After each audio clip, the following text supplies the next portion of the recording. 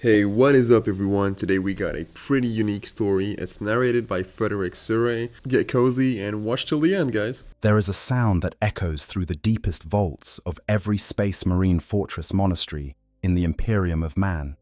It is not the clash of weapons, or the roar of engines, or even the chanting of hymns to the God Emperor. It is quieter than all of those things, and far more unsettling.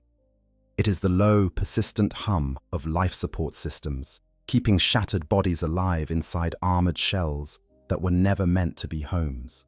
It is the heartbeat of the walking dead, and if you listen closely enough, you can hear something beneath that hum, something that sounds almost like breathing, almost like dreaming, almost like screaming. Welcome back, everyone. Tonight, we are going to talk about one of the most disturbing and deeply human stories in the entire Warhammer 40,000 universe. We are going to talk about what happens when a Dreadnought refuses to sleep. Not just the mechanical consequences, though those are horrifying enough. We are going to explore the psychological unraveling, the spiritual torment, the slow erosion of identity that occurs when a consciousness trapped inside a metal coffin decides, whether by choice or by circumstance, that it will not surrender to the darkness of stasis. We are going to walk through the vaults where these ancient warriors rest between wars, and we are going to listen to the stories they tell when no one else is listening. But before we can understand what happens when they refuse to sleep, we need to understand what they are. We need to understand what it means to become a Dreadnought in the first place. It and why the sleep they are offered is considered not a luxury, but a necessity. A mercy. And perhaps most importantly, we need to understand why some of them reject that mercy entirely. So, settle in, get comfortable, let the ambient sounds wash over you and let your mind drift to the far future, to the 41st millennium and beyond, where there is only war and the laughter of thirsting gods, and the quiet, persistent hum of machines that keep dead men walking. Let us begin. A Dreadnought, at its most basic level, is a walking sarcophagus. That description sounds simple enough, but the reality behind those words is anything but simple. Imagine, if you will, a space marine, one of the Emperor's finest warriors, standing over 7 feet tall in his bare skin, or closer to 8 or 9 feet when clad in the power armor that serves as his second skin. This is a being engineered for war from the genetic level upward, his body enhanced with 19 additional organs that make him faster, stronger, tougher, and more resilient than any baseline human could ever hope to be. He has 2 hearts beating in his chest. He can spit acid. He can enter a state of suspended animation. He can process toxins that would kill an ordinary man in seconds. He is, by every measurable standard, a superhuman, and yet, even superhumans die. On some distant battlefield, amid the thunder of bolter fire and the screech of alien war cries and the grinding advance of armored columns, this space marine falls. Perhaps an orc war boss catches him with a blow that shatters his spine. Perhaps a tyrannid bioweapon dissolves his lower body into organic slurry. Perhaps a chaos sorcerer tears his soul halfway out of his body and leaves him twitching on the ground while demons feast on the scraps of his psyche. However it happens, the result is the same. His body is broken beyond the ability of even the chapter's most skilled apothecaries to repair. His gene seed, that precious genetic legacy that connects him to his Primarch and ultimately to the Emperor himself, can be harvested and preserved for future generations. Under normal circumstances, this warrior's story would end here.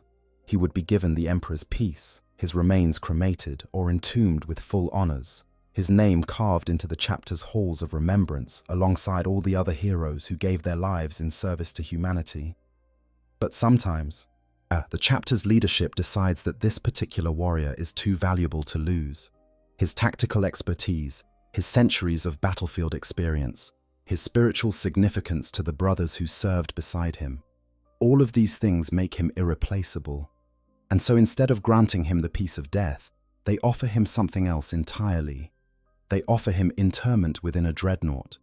The process itself, is something that very few texts describe in detail, and there is a good reason for that. What the apothecaries and tech marines do to a mortally wounded space marine when they prepare him for interment is not surgery in any conventional sense. It is closer to a controlled demolition of the human body, followed by a forced marriage between what remains of the flesh and the cold iron of the machine, what is left of the warrior. And in many cases that is precious little, perhaps a torso, a portion of the spinal column, the brain and its stem, fragments of vital organs kept alive by emergency medical intervention. All of this is carefully extracted from the ruined power armor and placed into an amniotic sarcophagus. This sarcophagus is the heart of the Dreadnought, a sealed container filled with life-sustaining fluid that will keep the remnants of the Space Marine's body alive indefinitely, or at least as close to indefinitely as anything in the Imperium ever gets. The neural interface that once connected the Space Marine to his power armor through the black carapace implanted beneath his skin is now repurposed. Cables and synthetic nerve fibers are threaded into the warrior's brain and spinal column, creating a direct link between his consciousness and the Dreadnought systems. Where once he felt the weight of a bolt pistol in his hand, now he feels the targeting data of an assault cannon feeding directly into his visual cortex. Where once he felt his boots striking solid ground, now he feels the pressure readings of multi-ton mechanical legs crushing rubble beneath their tread. Every sense he once possessed as a flesh and blood warrior is replaced by a mechanical equivalent.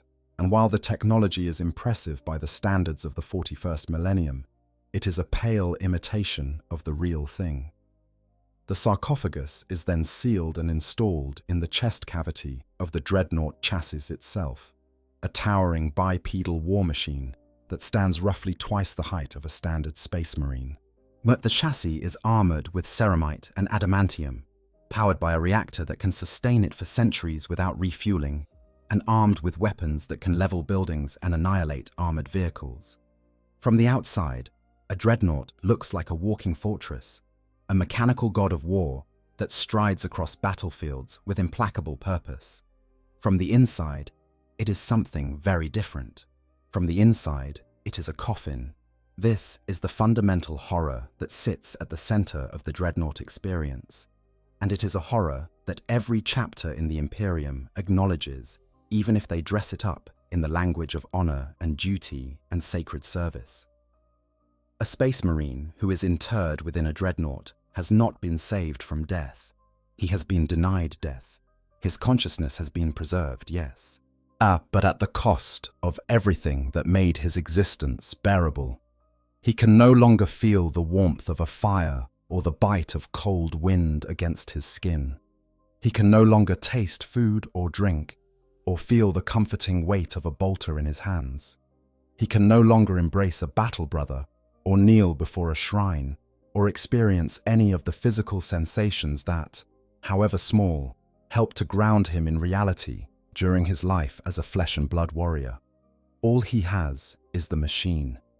The cold, precise, endlessly efficient machine that has become his body, his prison, and his purpose.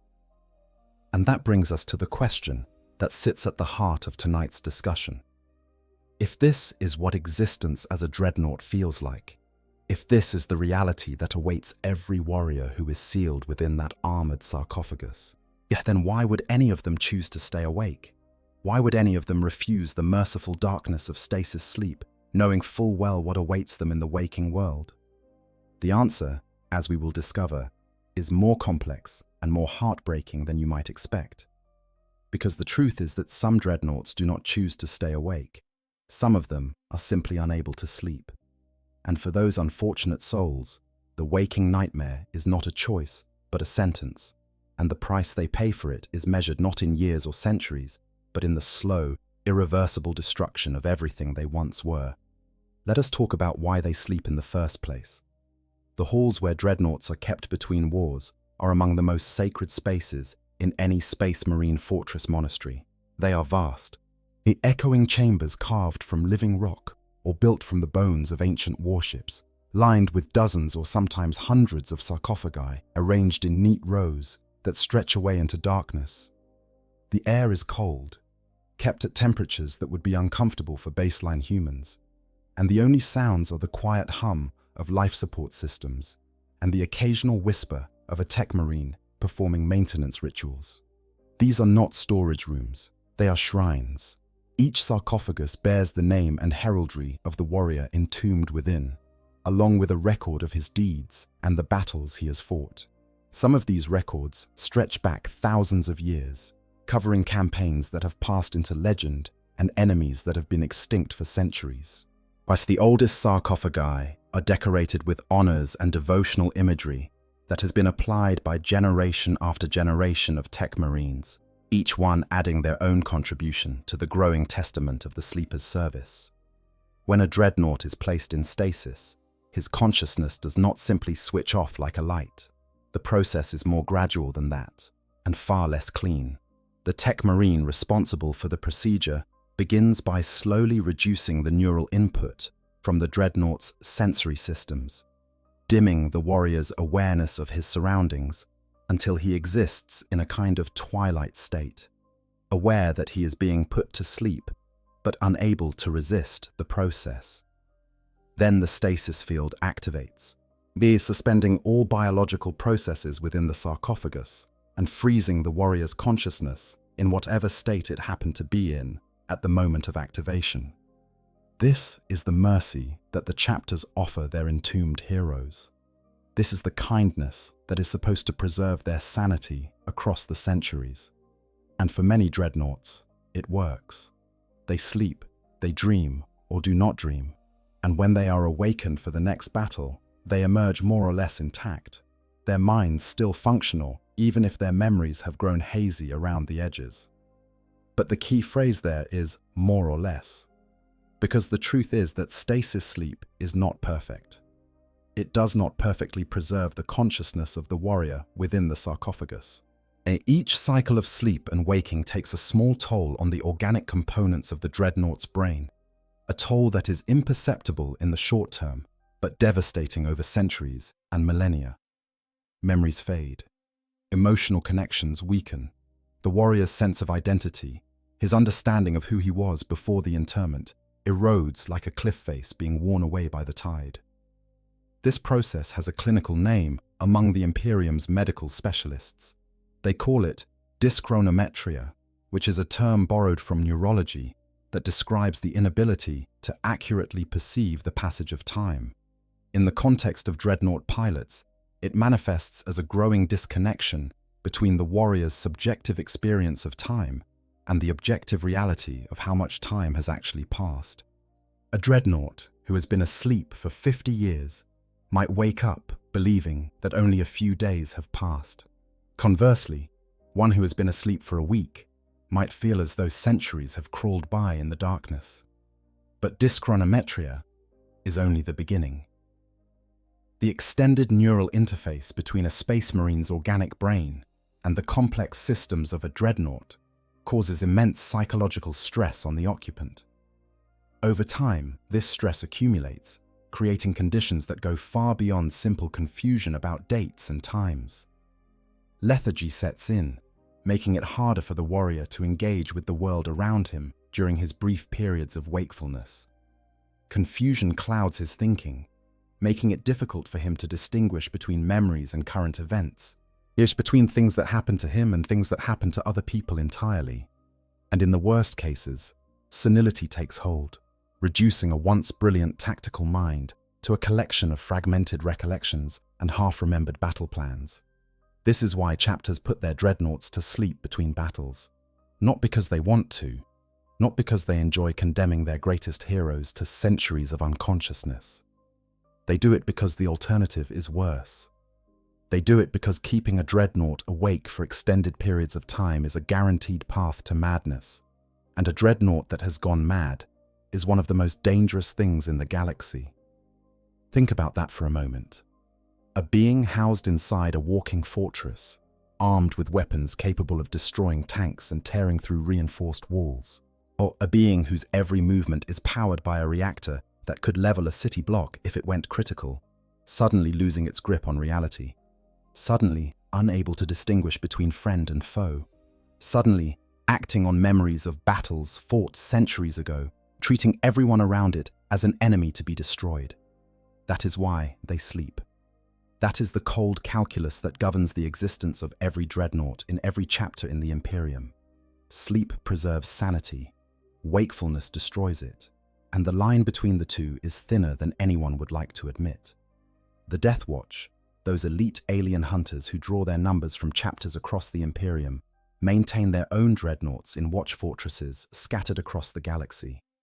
Their ancients, as they call them, spend decades at a time in hibernatory slumber, because the Death Watch knows perhaps better than any other organization in the Imperium that to face the undiluted passage of time would drive even the most formidable mind to madness.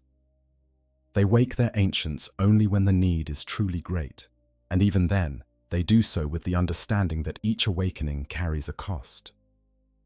Because here is the thing about dreadnought sleep that the chapters do not like to discuss openly. Each time a dreadnought is awakened, the process of putting him back to sleep becomes slightly more difficult.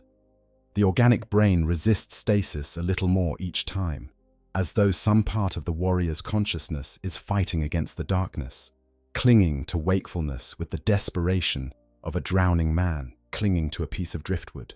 And each time the brain resists, as the tech marines have to push a little harder to achieve stasis, which causes a little more damage to the already fragile neural tissue, which makes the next awakening a little more disoriented, a little more confused, a little more removed from the warrior who originally occupied that sarcophagus.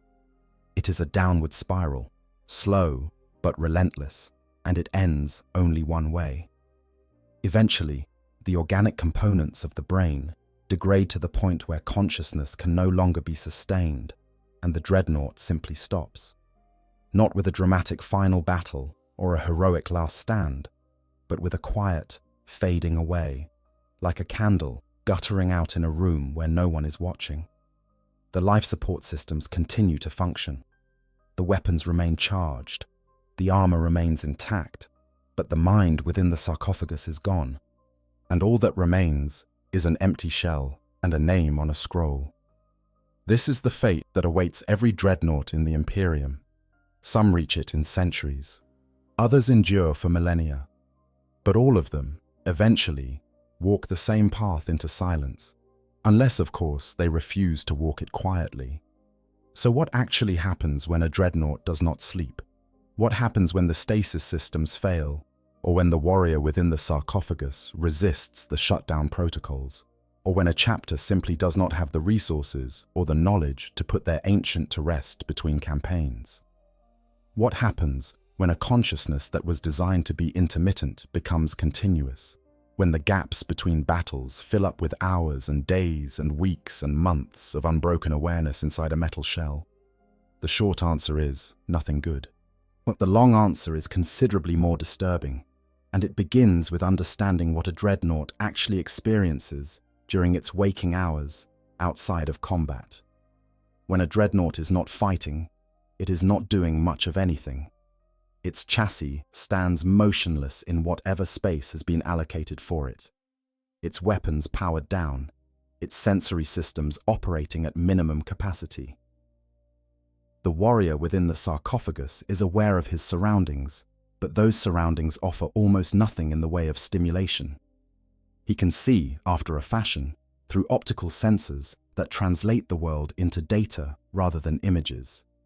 He can hear through acoustic pickups that register sound as frequency readings rather than the rich, layered experience of organic hearing. He can detect temperature, pressure, vibration, and a dozen other environmental factors, but none of them feel real in the way that sensation felt when he had a body of flesh and blood. Imagine being locked in a room with no windows, no furniture, no books, no music, nothing to look at or listen to or interact with in any meaningful way. Now imagine that the room is your body, and you cannot leave it. Now imagine that this is not a punishment or a test, but simply the default state of your existence, and that it will continue for as long as your brain remains functional, which could be centuries. That is what a waking dreadnought experiences between battles. That is the silence that fills the spaces between the thunder. For the first few hours or days, the warrior can cope. His training as a space marine has prepared him for hardship, deprivation, and discomfort. And his enhanced physiology includes mental conditioning that helps him resist the psychological effects of isolation. He can review tactical data, analyze past engagements, run combat simulations through his targeting systems. He can communicate with other dreadnoughts through Vox networks if any are awake, or with the tech marines who tend to his systems. He can recite litanies and prayers to the Emperor, drawing comfort from the familiar rhythms of devotion. But as the hours stretch into days and the days stretch into weeks, the coping mechanisms begin to fail. The tactical data becomes repetitive. The combat simulations become predictable. The prayers become rote, empty words that no longer carry meaning or comfort. The conversations with tech marines, who are busy with dozens of other duties and cannot dedicate unlimited time to a single dreadnought's psychological needs, become less frequent and less satisfying. And then the silence begins to press in. It starts small, a growing awareness of the hum of his own life support systems, a sound that was previously just background noise, but now begins to take on an almost oppressive quality. The warrior finds himself listening to that hum with increasing intensity, searching for variations, for patterns, for anything that might break the monotony. He becomes hyper-aware of the mechanical processes of his own existence, the circulation of amniotic fluid through his sarcophagus, the rhythmic pulse of the neural interface, the distant throb of the reactor that powers his chassis. These sounds become his world. They replace the sounds of wind and rain and human voices and all the other acoustic textures that once made up the fabric of his daily existence. And as they become his world, they also begin to become his prison, because unlike the sounds of the natural world, they never change. They are exactly the same at every moment of every day, an endless, unvarying drone that offers no information, no meaning, no hope of variation. This is where the first psychological symptoms typically appear. Anxiety manifests as a constant, low-level agitation that has no specific cause and no obvious remedy. The warrior knows that something is wrong, that he should not feel this way, but he cannot identify the source of his discomfort, because the source is his entire existence. Irritability follows. As the accumulated stress of sensory deprivation begins to erode the warrior's patience and emotional control. Minor things that would not have bothered him before, a tech marine's careless touch on his chassis, an unexpected fluctuation in power supply, the sound of footsteps echoing through the vault, begin to provoke disproportionate emotional responses. Depression comes next, though it takes a different form in a dreadnought than it does in a flesh and blood human. For a dreadnought, depression manifests as a growing sense of purposelessness, a feeling that the periods of combat that justify his existence are too brief and too infrequent to make up for the vast stretches of emptiness in between. He begins to question whether his continued existence serves any real purpose, whether the chapter would be better served by allowing him to die and using the resources devoted to his maintenance for other things. These thoughts are dangerous not because they are wrong. In many cases, they are disturbingly logical, but because they undermine the warrior's will to continue, and will is the only thing keeping many dreadnoughts sane in the first place. After depression comes dissociation. The warrior begins to lose contact with his own sense of identity, to feel as though the consciousness occupying the sarcophagus is not really him, but rather a copy, a recording, an echo of the man who died on some distant battlefield centuries ago. He looks at his own records in the chapter's archives and feels nothing. He hears stories about his past exploits and cannot connect them to his present experience. The name on his sarcophagus begins to feel like a label applied to a weapon rather than an identifier belonging to a person. And finally, if the wakefulness continues long enough, comes the madness. It does not always take the same form. For some dreadnoughts, Madness manifests as a retreat into memory.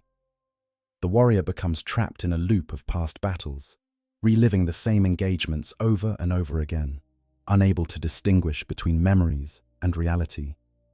He might suddenly open fire in the vault, mistaking the tech marines tending to his systems for enemies he fought centuries ago. He might try to advance through a wall, convinced that he is charging across an open battlefield rather than standing motionless in a sealed chamber. For others, madness takes the form of rage.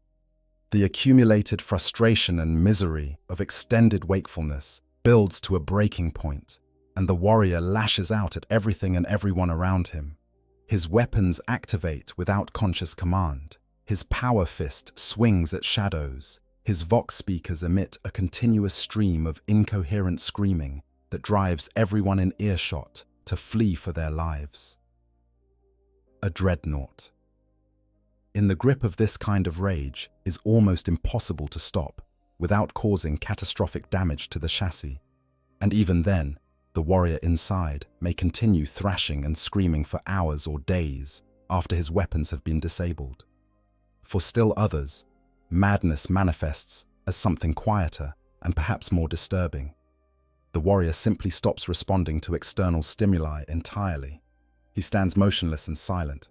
His systems running, but his consciousness retreated so far inward that no amount of verbal communication, sensory input, or even physical impact can reach it. The tech marines might run diagnostic after diagnostic and find everything functioning within normal parameters. But the mind within the machine has simply gone somewhere else, somewhere beyond the reach of ceramite and adamantium, and it has no intention of coming back. These are not hypothetical scenarios. These are documented outcomes that chapters across the Imperium have witnessed firsthand, and they are the reason why stasis sleep is considered not just advisable, but essential for the continued function of any dreadnought.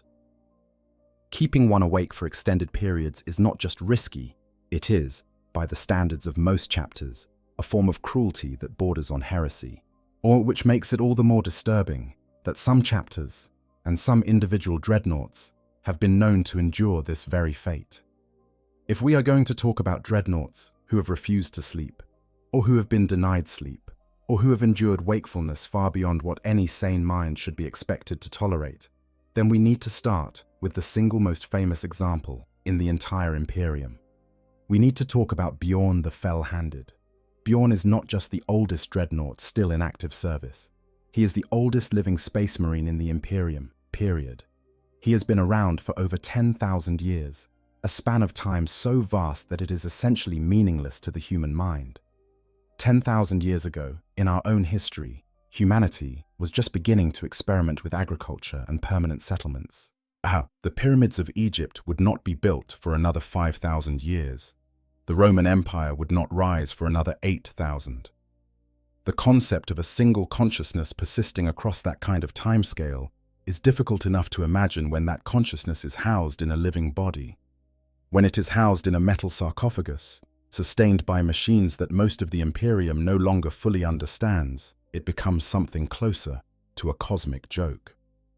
Bjorn was born on the frozen world of Fenris, recruited into the Space Wolves Legion during the final years of the Great Crusade, and fought alongside his primarch, Leman Russ, in some of the most pivotal battles of that era. He was there for the burning of Prospero, when the Space Wolves were sent to bring the Thousand Suns to heel for their reckless use of psychic powers. He fought in the Battle of the Alaxes Nebula, where the Wolves were ambushed by the treacherous Alpha Legion. He stood at Russ's side during the darkest days of the Horus Heresy, watching the Imperium he had helped to build tear itself apart from within. And then Russ left.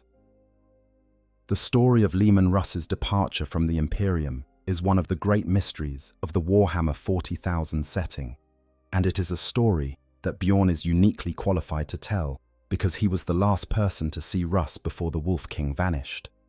At the great feast of remembrance, Russ quieted his warriors and then fell to his knees, his eyes glazing over as though he were seeing a vision from some distant place. He called for his wolf guard, his closest companions, to attend him, all except for one, all except for the youngest among them, all except for Bjorn. Russ gave his companions their instructions and then turned and left, walking out of the great hall and into legend, leaving Bjorn behind with the weight of a chapter's future on his shoulders and a question in his heart that would never be answered. Why him? Why was he left behind? What did Russ see in that vision that compelled him to leave? And why did he think that Bjorn of all people needed to stay? These are questions that Bjorn has had 10,000 years to consider, and if the legends are to be believed, he is no closer to answering them now than he was on the day they were first asked. After Russ's departure, Bjorn became the first Great Wolf, the chapter master of the Space Wolves. He led them with the same fierce dedication that had characterized his service under Russ. But his tenure at the head of the chapter was not destined to last. During the Proxima Rebellion in the early years of the 31st Millennium, Bjorn was so severely wounded that even the chapter's most skilled apothecaries could not save him. His body was shattered, his flesh ruined, and the only thing keeping his consciousness alive was the stubborn fury of a man who refused to die before he had answers. So they interred him in a dreadnought. For the first 5 centuries after his interment, Bjorn remained at the forefront of battle. He fought with a ferocity that belied his mechanical form, driven by a cold, bitter anger that served as both fuel and shield against the psychological ravages of dreadnought existence. His personal kill count during this period was said to be higher than that of some entire chapters, a testament to both his martial skill and his unrelenting fury. But eventually, even Bjorn's iron will began to show cracks. The years accumulated, the stasis cycles grew longer, and the warrior who had once fought alongside a Primarch began to spend more and more time in the darkness between battles. The Space Wolves adapted their rituals to accommodate his existence, waking him once every 1,000 years or so to attend the Great Feast, where he would tell stories of the old days, of Russ and the Emperor, and the glory of the Great Crusade. Here is where Bjorn's story becomes particularly relevant to our discussion about dreadnoughts who refuse to sleep, because according to some accounts, Bjorn does not handle the waking process well. He does not emerge from stasis bright-eyed and eager to share his wisdom. He wakes up irritable, cantankerous, and deeply resentful of the fact that he has been pulled out of whatever passes for sleep in his condition, just so that a bunch of warriors he has never met can pester him for stories about a Primarch who abandoned him 10 millennia ago. There is a persistent rumor among the Space Wolves, one that the Wolf Priests and Rune Priests would never officially confirm, but have never officially denied either, that Bjorn deliberately exaggerates the symptoms of his mental decline in order to discourage his brothers from waking him.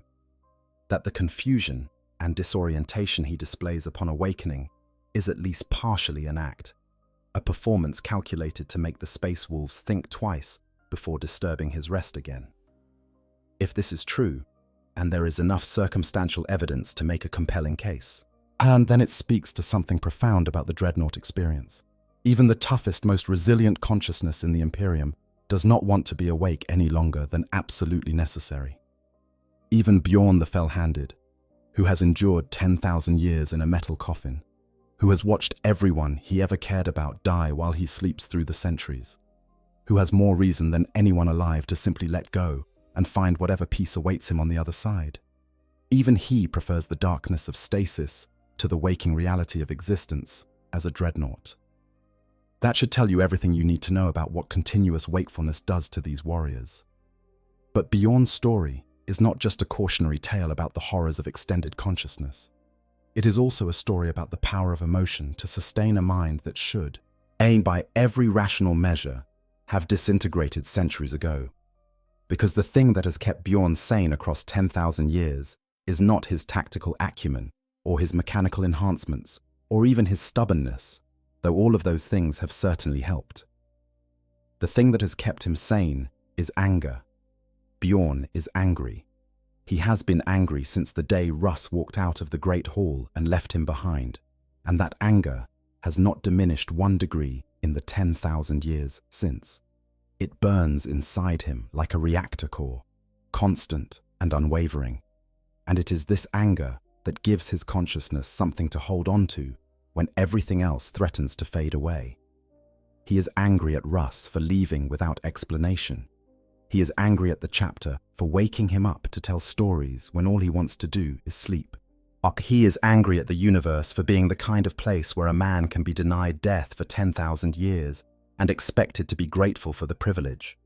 And underneath all of that, buried so deep that even Bjorn himself might not be fully aware of it, he is angry at himself for surviving when so many others did not. It is a bitter, corrosive kind of anger, the kind that eats away at everything it touches. But it is also, paradoxically, the most human thing about him. Because anger requires investment. Anger requires caring about something enough to be upset when it does not go the way you want it to. And as long as Bjorn is capable of anger, he is capable of being more than just a weapon system with a name attached to it. This is the terrible irony of Bjorn's existence. The emotion that keeps him sane is also the emotion that makes his sanity a source of suffering. He would be happier, in some strictly utilitarian sense, if he could simply let go of the anger and fade into the mechanical detachment that claims most dreadnoughts eventually. But if he did that, he would cease to be Bjorn in any meaningful sense of the word. He would become just another ancient, revered from a distance, and forgotten the moment he returned to sleep. So he holds on to the anger, he nurtures it, he feeds it with every awakening, every demand for stories he does not want to tell, every reminder that the man he loved above all others left him behind without a word of explanation. And the anger keeps him alive and awake and furious, century after century after century. It is not a happy story. But in the grim darkness of the far future, happy stories are in short supply. Now let us talk about what happens when a dreadnought does not have Bjorn's iron will. Let us talk about what happens when the beast within the machine is not sustained by anger or duty or faith, but is instead consumed by something far more primal and far more destructive. Let us talk about Murder Fang. Murder Fang is a dreadnought of the Space Wolves chapter, though calling it a dreadnought feels like an understatement in the same way that calling a hurricane some wind feels like an understatement.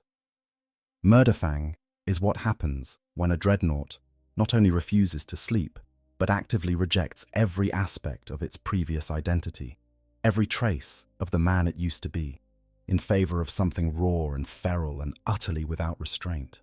The Space Wolves have a secret that they guard more jealously than almost any other piece of information in their possession. It is a secret that has brought them into conflict with the Inquisition, the Grey Knights, and on at least one occasion, the administrative machinery of the Imperium itself. That secret is the curse of the Wolfen. Every space wolf carries within his gene seed a unique genetic sequence called the Canis helix. This sequence is what gives the space wolves their heightened senses, their elongated canines, their leathery skin, and their uncanny ability to smell a lie or track a prey across vast distances. It is the legacy of their primarch, Leman Russ, encoded into the genetic material that is passed from generation to generation of Space Wolves aspirants. But the Canis helix carries a dark side. During the initiation process, when aspirants drink from the cup of Wolfen and absorb the Canis helix for the first time, the transformation it triggers is violent, painful, and sometimes fatal. Those who survive the initial change revert to a bestial state, driven by hunger and predatory instinct, and they must fight their way back to the Fang through the frozen wilderness of Fenris, while resisting the dehumanizing effects of the genetic change. Those who succeed are implanted with the remaining components of the gene seed, which stabilize the helix and suppress its more extreme effects. Those who fail become Wolfen, feral man-wolf hybrids that roam the Fenrisian wilderness forever. But even successful initiation does not guarantee permanent stability. The beast is always there, lurking beneath the surface of every space wolf's consciousness, waiting for a moment of weakness, a surge of battle rage, a crisis of faith, anything that might give it the opening it needs to break free. And when it does break free, the transformation is irreversible. Now imagine what happens when the curse of the Wolfen manifests in a warrior who is already entombed within a dreadnought. This is how Wolfen dreadnoughts are created. The Canis helix within the pilot's shattered body mutates unexpectedly, triggering the same bestial transformation that claims aspirants who fail the trial of Morkai. But in this case, the beast that emerges has no body of its own to inhabit. Instead, it pours itself into the dreadnought's systems, its feral rage provoking the machine spirit that dwells within the chassis, and adding a layer of mechanical fury to the biological madness that is consuming the pilot's mind. The result is a dreadnought that is no longer in any meaningful sense under control. Its ranged weapons are stripped away by the chapter's iron priests, who recognize that a Wolfen dreadnought cannot be trusted with anything that might cause indiscriminate destruction at range. And honestly, this is one of those topics that just sits with me long after I finish researching it. Like, out of everything in 40K, the Dreadnought concept is the one that genuinely unsettles me. Because it's not some over-the-top grimdark thing where you can just laugh at how absurd it is. It's quiet, it's slow. You're watching someone lose themselves one nap at a time, and everyone around them is calling them a blessing. That's what makes it hit different. Most 40K horror is loud. It's demons, exterminators, and galaxy-ending threats. But this is just a guy in a box who can't remember his own name anymore. And his brothers are thanking him for his service. If that doesn't make you sit back and just think for a second, I don't know what will. But anyway, that's just my take. Let's get back to the video. Instead, the chassis is fitted with close combat weapons, massive Fenrisian great axes, and wolf claws that channel the beast's need for violence into something approximating a useful battlefield role.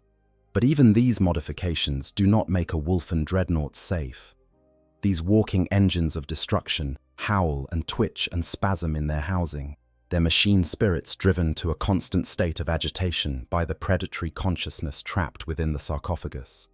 They are barely controllable even in combat, requiring the direct attention of a wolf lord to stare them down and force them into something resembling obedience. And between battles, they are kept in isolation, often frozen solid with Hellfrost technology to prevent them from tearing apart anything and everything within reach. Murderfang is the most extreme example of this phenomenon. It was discovered on the Hellworld of Omnicide by Logan Grimnar's great company, carving its way through a force of Chaos Space Marines from the Alpha Legion. It resembled a Space Wolves dreadnought, and it clearly had been one at some point in the past. But whatever noble hero had once occupied its sarcophagus was long gone. The identity of the pilot had been completely consumed by the bestial thing that now controlled the chassis, and no amount of investigation by the chapter's rune priests and iron priests has been able to determine who the warrior once was. After a fierce struggle, the Space Wolves managed to capture Murderfang and freeze it in stasis before transporting it back to the Fang for study. What they found disturbed even these hardened warriors. Murderfang was not simply a Wolfen dreadnought that had been left awake too long. It was something worse. It was a consciousness that had been devoured from within, a mind that had been eaten alive by a genetic curse that should have been dormant and replaced by something that was neither man, nor machine, nor wolf, but some nightmarish amalgamation of all three. When the Space Wolves need Murderfang on the battlefield, which happens only during the most desperate conflicts, they release it from its glacial prison and point it in the general direction of the enemy. What follows is not a battle in any tactical sense. It is a slaughter, pure and simple, as Murderfang tears through everything in its path with claws that can shred ceramite and a fury that makes even the most fanatical berserkers look restrained by comparison. It does not distinguish between strategic objectives. It does not respond to commands. It simply destroys until there is nothing left to destroy, and then the Space Wolves have to freeze it again, hoping that they can get the Hellfrost weapons locked on before Murderfang turns its attention to them. This is what happens when a dreadnought is denied the sleep it needs, and simultaneously afflicted with a curse that strips away every trace of rational thought.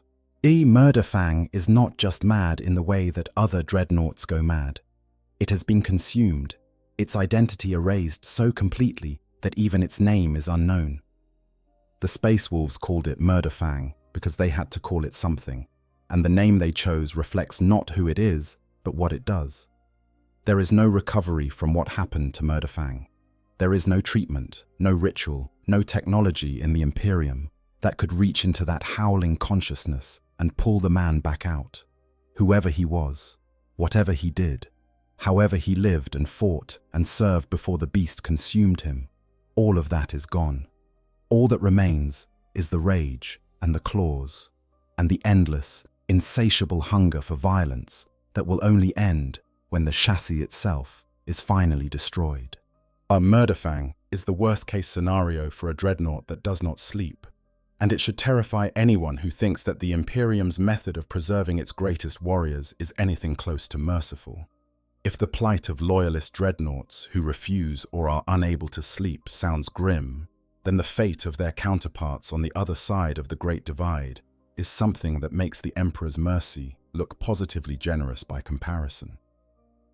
Let us turn our attention now to the darkness beyond the light of the Astronomicon, to the realm of chaos, where the walking tombs of fallen warriors are not shrines to be revered, but prisons to be despised, and where sleep is not a mercy offered, but a mercy denied. Among the Chaos Space Marines, interment within a dreadnought is not an honor, it is a punishment. As this distinction is fundamental to understanding the difference between a loyalist dreadnought and its corrupted counterpart. Within the chapters of the Adeptus Astartes, a warrior who is interred within a dreadnought is revered. His brothers speak his name with respect. His sarcophagus is tended by devoted tech marines. His counsel is sought by chapter leadership. He is, in every sense that matters, still a valued member of his chapter, even if his role has changed from frontline warrior to living reliquary. Among the forces of chaos, none of this is true. A Chaos Space Marine who finds himself sealed within a dreadnought sarcophagus is not being honored. He is being discarded. He is being punished. He is being removed from the equation in the most cruel and efficient way that his superiors can devise. The reasons for this are both practical and philosophical. On the practical side, Chaos warbands lack the sophisticated stasis technology that loyalist chapters use to preserve their dreadnoughts' sanity between battles. Without access to properly functioning stasis fields, the pilots of Chaos dreadnoughts cannot be put to sleep in the same way that their loyalist counterparts can. They remain awake, hour after hour, day after day, year after year, trapped inside their metal shells with nothing to do and no way to escape. On the philosophical side, Chaos Space Marines are creatures of sensation and experience. They live for the thrill of combat, the rush of victory, the taste of blood on their lips, and the feel of a blade in their hands. To be sealed inside a dreadnought, cut off from all physical sensation, unable to see or hear or feel anything except the cold, mechanical approximation of sensation that the dreadnought systems provide, is to be denied everything that makes existence as a Chaos Space Marine worthwhile. It is, in their eyes, a fate genuinely worse than death, and many of them would rather be killed outright than face the prospect of spending eternity locked inside an adamantium coffin. This is why interment is used as a punishment in many Chaos warbands. A warrior who fails an appointed task, or who threatens his master's power, or who simply has the misfortune of being too badly wounded to fight back when the warpsmiths begin their post-battle harvest, may find himself dragged to a dark chamber and surgically installed in a dreadnought sarcophagus against his will. The process is far less careful and far more painful than the loyalist equivalent. There are no prayers. There are no rituals of consecration. There is only the grinding of bone saws and the wet sounds of flesh being separated from bone, and the screaming, always the screaming, of a warrior who knows exactly what is being done to him and is powerless to stop it. The Red Corsairs, the renegade warband led by the infamous Huron Blackheart, are particularly known for using dreadnought interment as a form of punishment. Those who displease the tyrant of Badab may find themselves sealed in a sarcophagus and then deliberately kept awake, immobile, in a state of complete sensory deprivation, unable to move, unable to see, unable to hear, unable to engage the Susan membrane that would allow them to enter a state of suspended animation. Yet the interred warrior has no escape from the crushing emptiness of his existence. There are accounts of warriors being left in this confinement for years or even decades, driven completely and irreversibly insane by the experience, before finally being installed in a Dreadnought chassis and unleashed on whatever enemy the Red Corsairs happened to be fighting at the time. By that point, the warrior inside the sarcophagus is no longer capable of rational thought. He has been reduced to a howling, incoherent ball of rage and terror, and when his consciousness is finally connected to the Dreadnought's weapons and movement systems, the result is a berserk rampage that is as dangerous to the Red Corsairs themselves as it is to their enemies. This is why Chaos Dreadnoughts are typically kept in chains when not in combat, shackled and restrained to prevent them from destroying everything around them during the brief intervals between battles. But the Red Corsairs' deliberate cruelty is almost merciful compared to what happens to those Chaos Dreadnoughts that are left to the tender mercies of the warp itself. The Hellbrute is the most common form of Chaos Dreadnought in the modern era, and it represents the absolute nadir of what can happen to a warrior who is denied sleep while simultaneously exposed to the corrupting influence of chaos. Unlike a standard Chaos Dreadnought, which is essentially the same machine as its loyalist counterpart, but without the stasis technology, a Hellbrute is something far worse. It is a dreadnought that has been actively corrupted by the energies of the warp, and its chassis melding with the flesh of the pilot inside until the distinction between man and machine ceases to exist. The process typically begins with the mental breakdown that all Chaos Dreadnoughts eventually experience. Denied sleep, denied sensation, denied any form of meaningful interaction with the world around them, the pilot's mind begins to fracture. Madness sets in, bringing with it the desperate, clawing need to feel something, anything, even if that something is pain. And the warp, ever attentive to the suffering of mortals, is happy to oblige.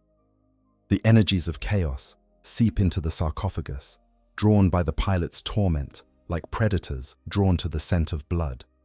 They work their way into the cracks and seams of the armor, corrupting the metal, twisting the machine spirits, and eventually reaching the organic tissue within. But what follows is a transformation that is equal parts body horror and cosmic nightmare. The pilot's flesh begins to meld with the metal of his prison, growing into and through the chassis, until the boundary between biological and mechanical components becomes impossible to define. Muscle tissue sprouts from armor plates. Faces form in the ceramite, their expressions frozen in silent screams. Horns and spines and other growths that have no natural origin push through the surface of the dreadnought, like dark flowers blooming in poisoned soil.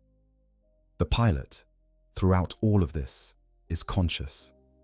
He feels every moment of the transformation, every nerve ending that is created only to experience new forms of agony, every synapse that fires only to deliver another scream of data from the melding of his flesh with the machine.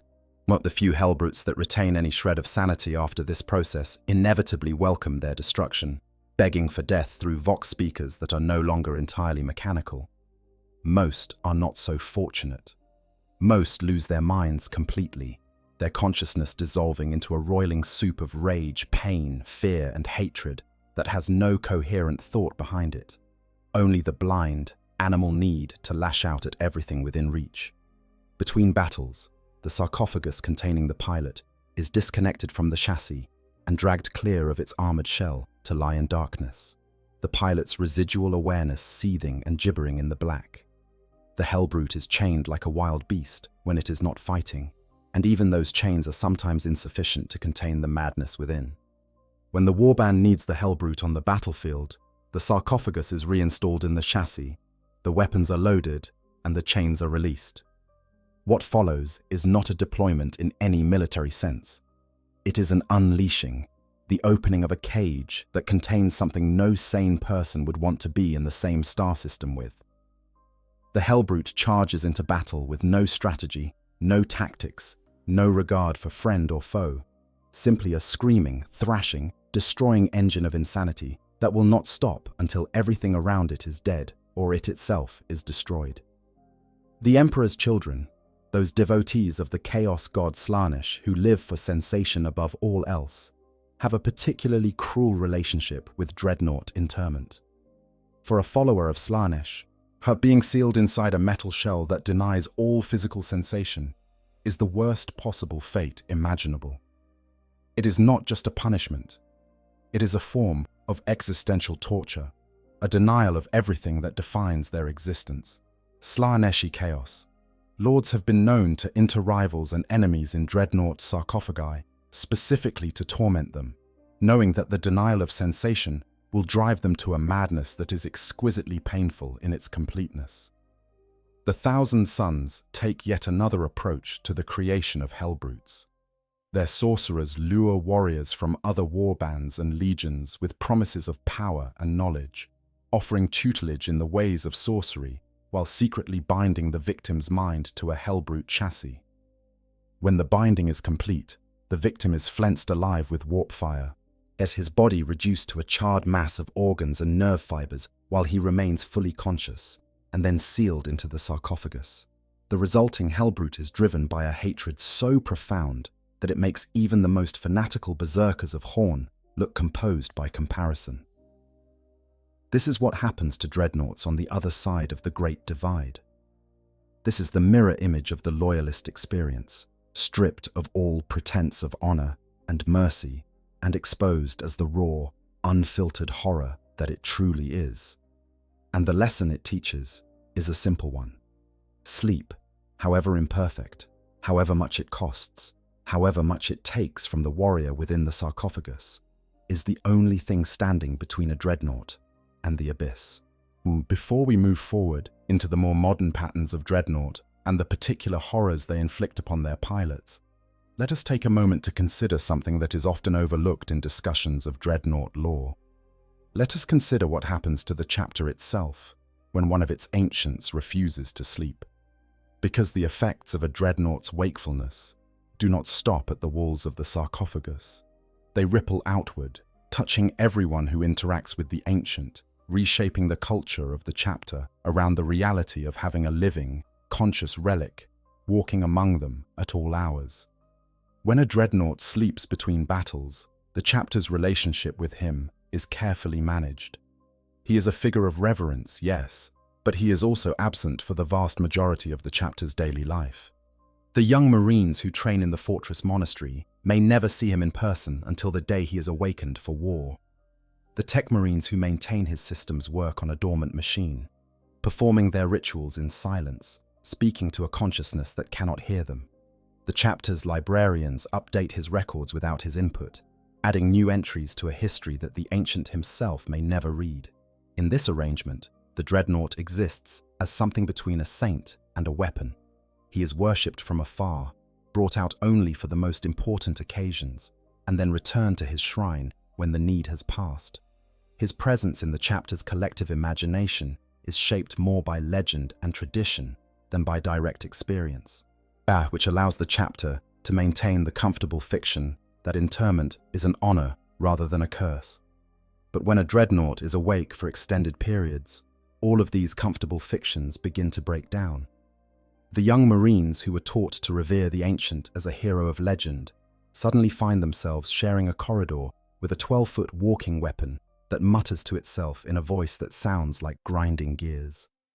The tech Marines, who are accustomed to working on dormant systems, now have to perform maintenance on a machine that is actively aware of their presence, that can feel their tools against its chassis, that may react unpredictably to the sensations of being touched and prodded and disassembled. The chaplains who deliver sermons about the glory of service beyond death now have to look a dreadnought in its optical sensors and pretend that everything they are saying is true, while the ancient stares back at them with an awareness that makes their words feel hollow. And the chapter's leadership, the chapter master and his senior advisors, must grapple with a problem that they were never trained to solve. They have a living weapon that is also a person, a relic that is also a brother, a source of invaluable tactical wisdom that is also slowly going insane. Every decision they make regarding the Ancient, whether to deploy him, how long to keep him awake, when to attempt stasis, whether to involve him in the chapter's daily life or isolate him in the vaults. Every one of these decisions carries consequences that can affect the chapter for generations. Consider the social dynamics that develop when a dreadnought is awake for weeks or months at a time between deployments. The Marines of the chapter are accustomed to their ancient being a figure of myth, someone they hear about in stories and see depicted in murals and statues, but rarely encounter in person. When that figure suddenly appears in the training halls, or the refectory, or the corridors of the fortress monastery, the reaction is not always one of comfortable reverence. Some Marines react with awe, barely able to speak in the Ancient's presence. Others react with fear, acutely aware that the towering machine standing beside them is one bad day away from a psychotic break that could kill everyone in the room. Some react with pity, seeing not a hero, but a prisoner, a brother trapped in a fate that they themselves dread more than death on the battlefield. And a few, the most perceptive or the most honest, react with guilt, knowing that their chapter's traditions demand that they treat interment as an honor, while their own eyes and ears tell them that it is anything but. These reactions are not just emotional responses, they have practical consequences for the chapter's morale and cohesion. A chapter whose Marines are constantly aware of the presence of a slowly deteriorating dreadnought is a chapter that is constantly reminded of the worst possible outcome of its service. Every time a young Marine sees the Ancient struggling to distinguish between past and present, every time he hears the mechanical voice stumbling over words that once came easily, every time he watches the Tech Marines carefully not making eye contact with each other as they review the latest diagnostic reports, he is confronted with the reality that this could be his future too.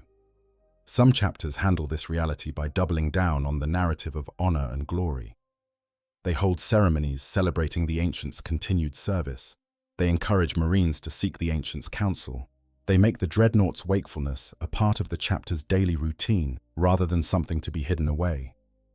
This approach can work, but it requires a level of institutional honesty and emotional maturity that not all chapters possess.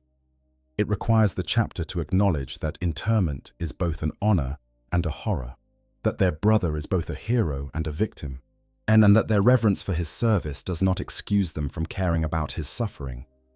Other chapters take the opposite approach.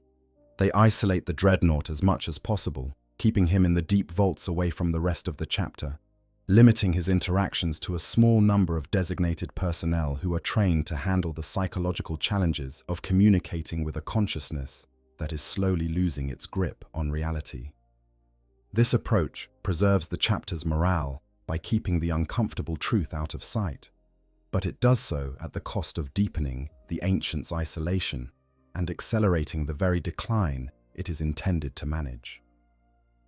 There is no good solution to this dilemma. There is only a spectrum of bad solutions, ranging from the merely unsatisfying to the actively harmful, and each chapter must find its own position on that spectrum based on its traditions, its resources, and the specific needs of the Ancients in its care. Let us also consider the relationship between a waking Dreadnought and the chapter's Tech Marines, because this relationship is often the most intimate and the most fraught of any in the Ancient's diminished social world. Tech Marines are the warriors who maintain the Dreadnought's physical systems. They monitor the life support, calibrate the weapons, adjust the neural interface, and perform the 1001 small tasks that keep the machine functioning. In a very real sense, they are the Ancient's caretakers, the closest thing he has to family in his new existence. But Tech Marines are also disciples of the machine god, members of the cult Mechanicus who have been trained on Mars and who carry within them a philosophical framework that views the machine as sacred and the organic as secondary. This creates a tension that can be difficult to navigate, especially when the Tech Marine's devotion to the machine comes into conflict with the pilot's needs as a conscious being. A tech marine who is performing maintenance on a sleeping dreadnought can treat the work as purely mechanical. He can focus on the machine spirits, the power systems, the weapon calibrations, without worrying about the organic component at all. The pilot is dormant, unaware, and effectively irrelevant to the tech marine's work. But when the pilot is awake, everything changes. Suddenly the machine is not just a machine, it is a person, a brother, as a consciousness that can feel the tech marine's tools and hear his prayers and understand, at least partially, what is being done to its body. The maintenance that was once a solitary act of devotion becomes a social interaction, with all the complexity and unpredictability that social interactions entail. The pilot may have opinions about how his maintenance should be conducted. He may find certain procedures uncomfortable or distressing. He may want to talk during the process, sharing memories or observations, or complaints that the tech marine is not equipped to handle.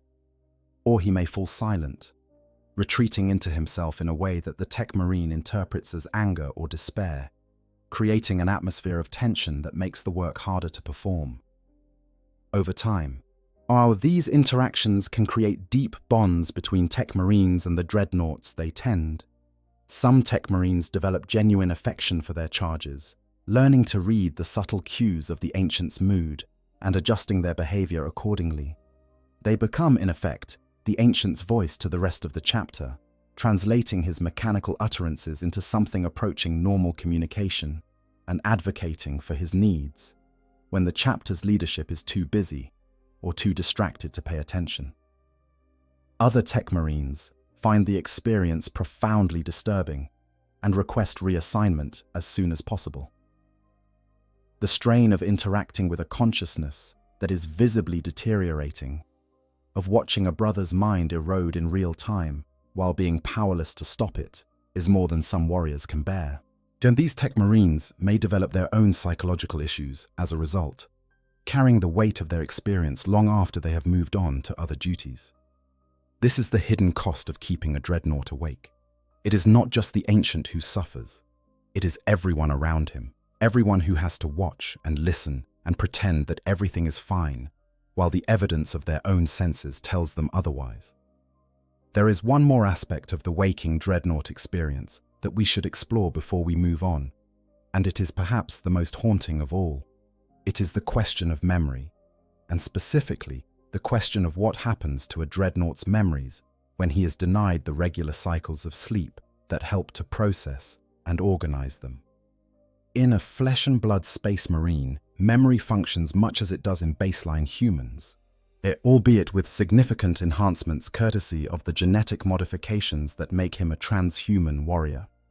Memories are formed, consolidated during sleep, and stored in the brain's long-term memory systems. Over time, less important memories fade while significant ones are retained and strengthened. This process is not perfect, and space marines are as susceptible to the vagaries of memory as anyone else.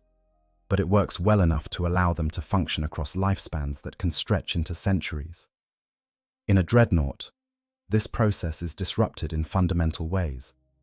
First, the sensory input that forms the raw material of memory is filtered through the dreadnought's mechanical systems before it reaches the pilot's brain. This means that the memories a dreadnought forms are not memories of direct experience, but memories of data, as impressions translated from mechanical sensors into neural impulses that the brain can process. These memories have a different quality than organic memories. They are precise in some ways, perfectly recording the exact range to a target or the precise frequency of an enemy communication, but impoverished in others, lacking the rich emotional and sensory context that gives organic memories their depth and meaning. Second, the stasis sleep that dreadnoughts enter between battles is not true sleep. It does not involve the REM cycles and slow-wave sleep phases that facilitate memory consolidation in organic brains. This means that the memories a dreadnought forms during his waking periods are never properly processed. They remain raw and unfiltered, stored in whatever state they were in at the moment stasis was activated, and they do not undergo the natural sorting and organizing that normal sleep provides. For a dreadnought who enters stasis regularly, this results in a gradual accumulation of unprocessed memories that manifests as the confusion and disorientation that are characteristic of long-term dreadnought service. The pilot may wake from stasis with vivid memories of battles he fought centuries ago, overlapping with fragmented impressions of more recent events, creating a confused jumble that takes hours or days to sort through. Important details may be lost, while trivial ones are preserved with crystalline clarity. The pilot's timeline of events becomes increasingly unreliable, with recent memories feeling ancient and ancient memories feeling fresh. But for a dreadnought who does not sleep, the problem is dramatically worse.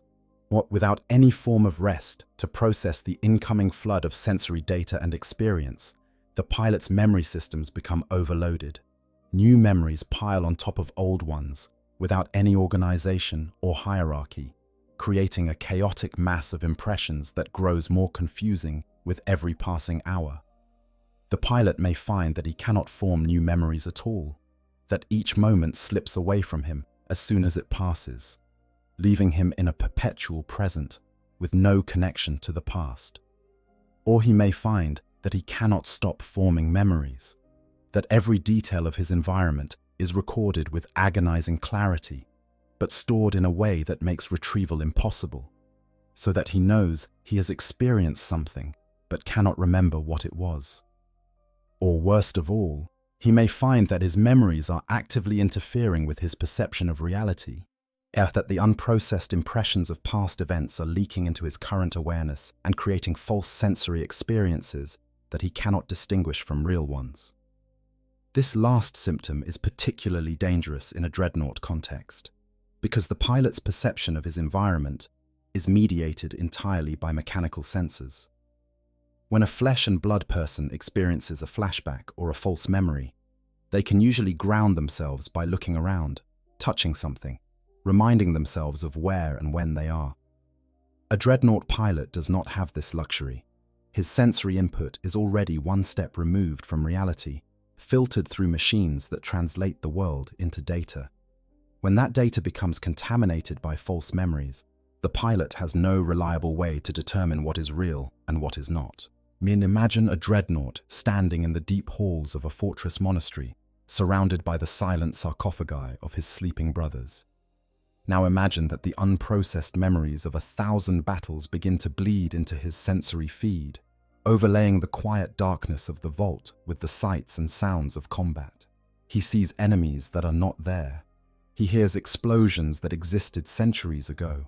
He feels impacts on his chassis that are echoes of wounds he sustained in wars that have been over for longer than most of his current battle brothers have been alive. To the outside observer, the dreadnought appears to be experiencing a psychotic episode. His weapons may activate, his power fist may swing at shadows, his vox speakers may emit a stream of tactical communications addressed to Marines who have been dead for centuries.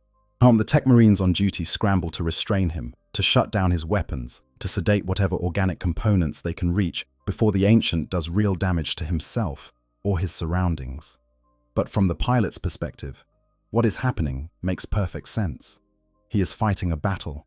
He can see the enemy. He can hear his squad leader issuing orders. He can feel the familiar rhythm of combat, the one thing in his existence that still feels real, still feels like home. The fact that none of it is actually happening is a distinction that his overloaded, sleep-deprived brain can no longer make. This is what the absence of sleep does to memory. It turns the past into a weapon that the pilot's own mind uses against him, a weapon that is more effective and more cruel than anything the enemies of the Imperium could devise. That's because the enemies only want to destroy him. His own memories want to replace him, to overwrite the present with the past, until there is no present left. Only an endless, circular replay of battles fought and brothers lost, and moments that can never be recovered. And the worst part, the absolute worst part, is that many of these memories are precious. They are the last fragments of the pilot's human experience. The faces of friends, the sounds of laughter, the sensation of standing on solid ground and feeling the wind against skin that no longer exists. When these memories surface unbidden in the mind of a dreadnought who has been denied sleep, they do not bring comfort. They bring devastation, because each one is a reminder of everything the pilot has lost, delivered with the vividness and immediacy of fresh experience. Yes, it is a unique form of torture, and it is one that the Imperium inflicts on its greatest heroes in the name of service. There is a moment in every dreadnaught's existence that the chapters do not discuss in their official histories. It is not a moment of glory or sacrifice or heroic defiance. It is a quiet moment, a private moment, one that occurs in the silence between battles, when no one is watching and no one is listening. It is the moment when the ancient realizes that he has forgotten something important, not a tactical detail or a weapon specification or the layout of a battlefield. Those things are stored in the dreadnaught's mechanical memory banks and can be accessed at will. No, what the ancient has forgotten is something personal, a name, a face, a voice, a moment of connection with another living being that once meant everything to him and has now faded to nothing, erased by the slow degradation of the organic tissue that stored it. The first time it happens, the ancient may not even notice. A gap in the archive of personal history, a blank space where a memory should be, easily dismissed as a minor glitch, a temporary malfunction that will resolve itself when his systems are next calibrated. But the gaps do not resolve, they accumulate. And each new gap brings with it a small, sharp grief that the ancient may not fully understand, because the emotional context that would explain the grief has been lost along with the memory. He knows that he has lost something, he can feel the absence, but he cannot remember what it was, and the not knowing is, in some ways, worse than the loss itself. But this is the experience that every long-term dreadnought pilot eventually faces, and it is the experience that makes the question of sleep so achingly urgent. Because sleep, imperfect as it is, at least slows the process. Stasis preserves the brain in its current state, preventing further degradation for as long as the field is active. When the ancient wakes, the gaps that existed before stasis will still be there, but no new gaps will have formed during the interval. The memories that survive are protected. The pilot's identity, such as it is preserved. But wakefulness offers no such protection. Every hour that the pilot spends conscious is an hour in which his organic brain continues to deteriorate. An hour in which the neural tissue that stores his memories and emotions and sense of self continues its slow, irreversible decline.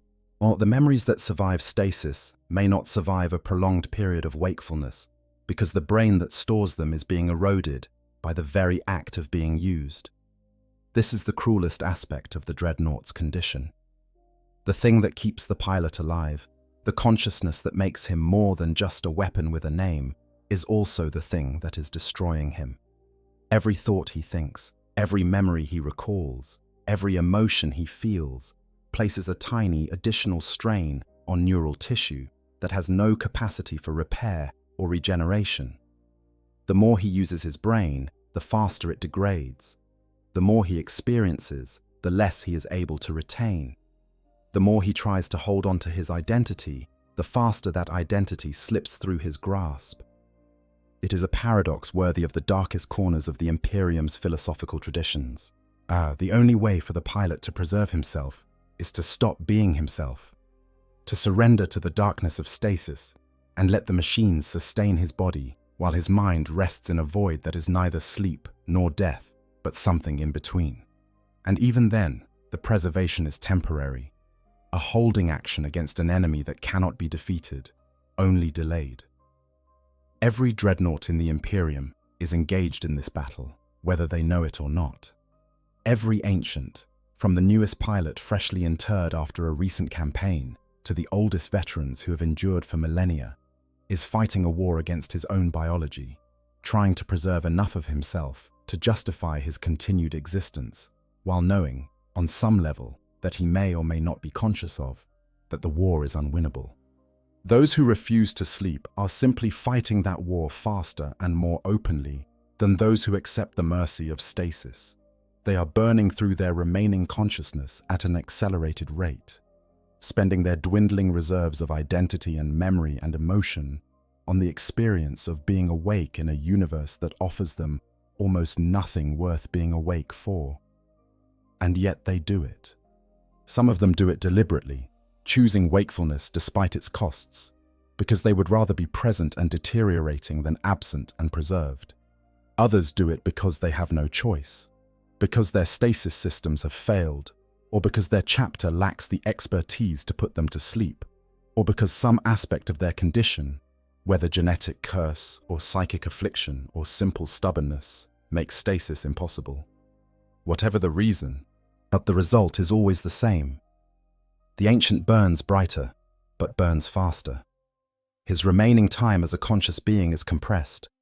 The centuries that stasis might have given him reduced to decades or years, or in the worst cases, months.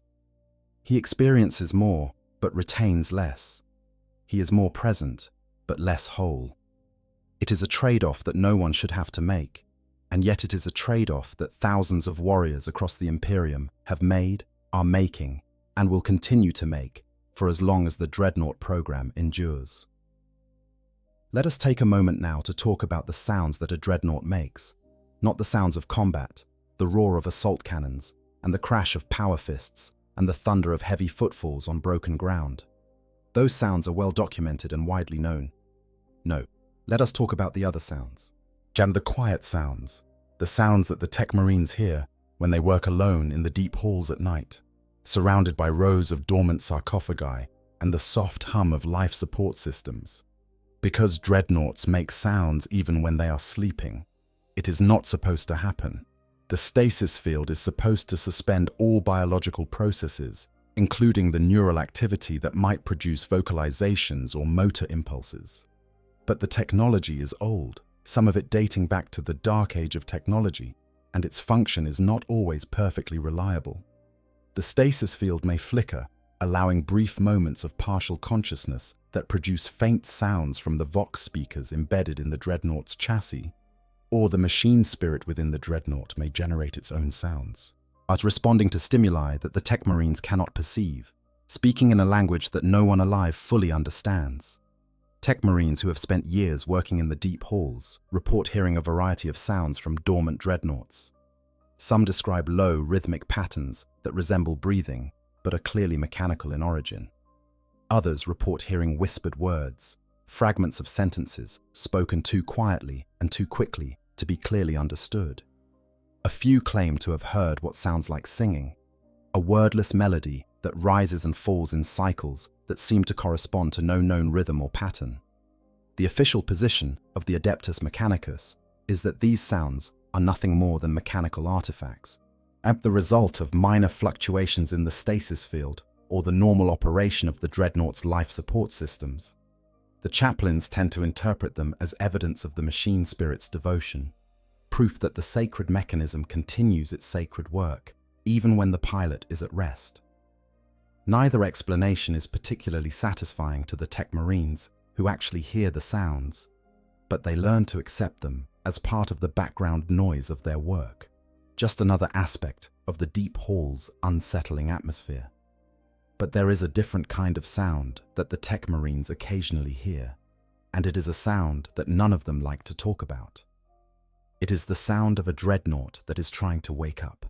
It starts as a low, grinding noise, the sound of servos activating against the resistance of the stasis field. Then the grinding is joined by a higher-pitched whine, the sound of actuators straining against their locks. The vox speakers crackle, emitting bursts of static that may or may not contain words. The optical sensors flicker, their lenses scanning back and forth in a pattern that suggests the pilot is searching for something, trying to see through the darkness of stasis to the world beyond the sarcophagus. These episodes rarely last long. The stasis field reasserts itself within seconds. The servos disengage, the vox speakers fall silent, and the dreadnought returns to its dormant state. But the tech marines who witness these episodes never forget them, because they represent something that the chapter's official narrative does not easily accommodate. They represent the pilot's resistance to stasis, yet his consciousness, pushing back against the artificial sleep that has been imposed upon it, trying to reach the waking world despite having no rational reason to do so. Why would a Dreadnought pilot resist stasis? What could possibly motivate a consciousness that is trapped in a metal shell, cut off from all sensation, denied all meaningful interaction with the world around it, to fight against the one mercy that its existence offers?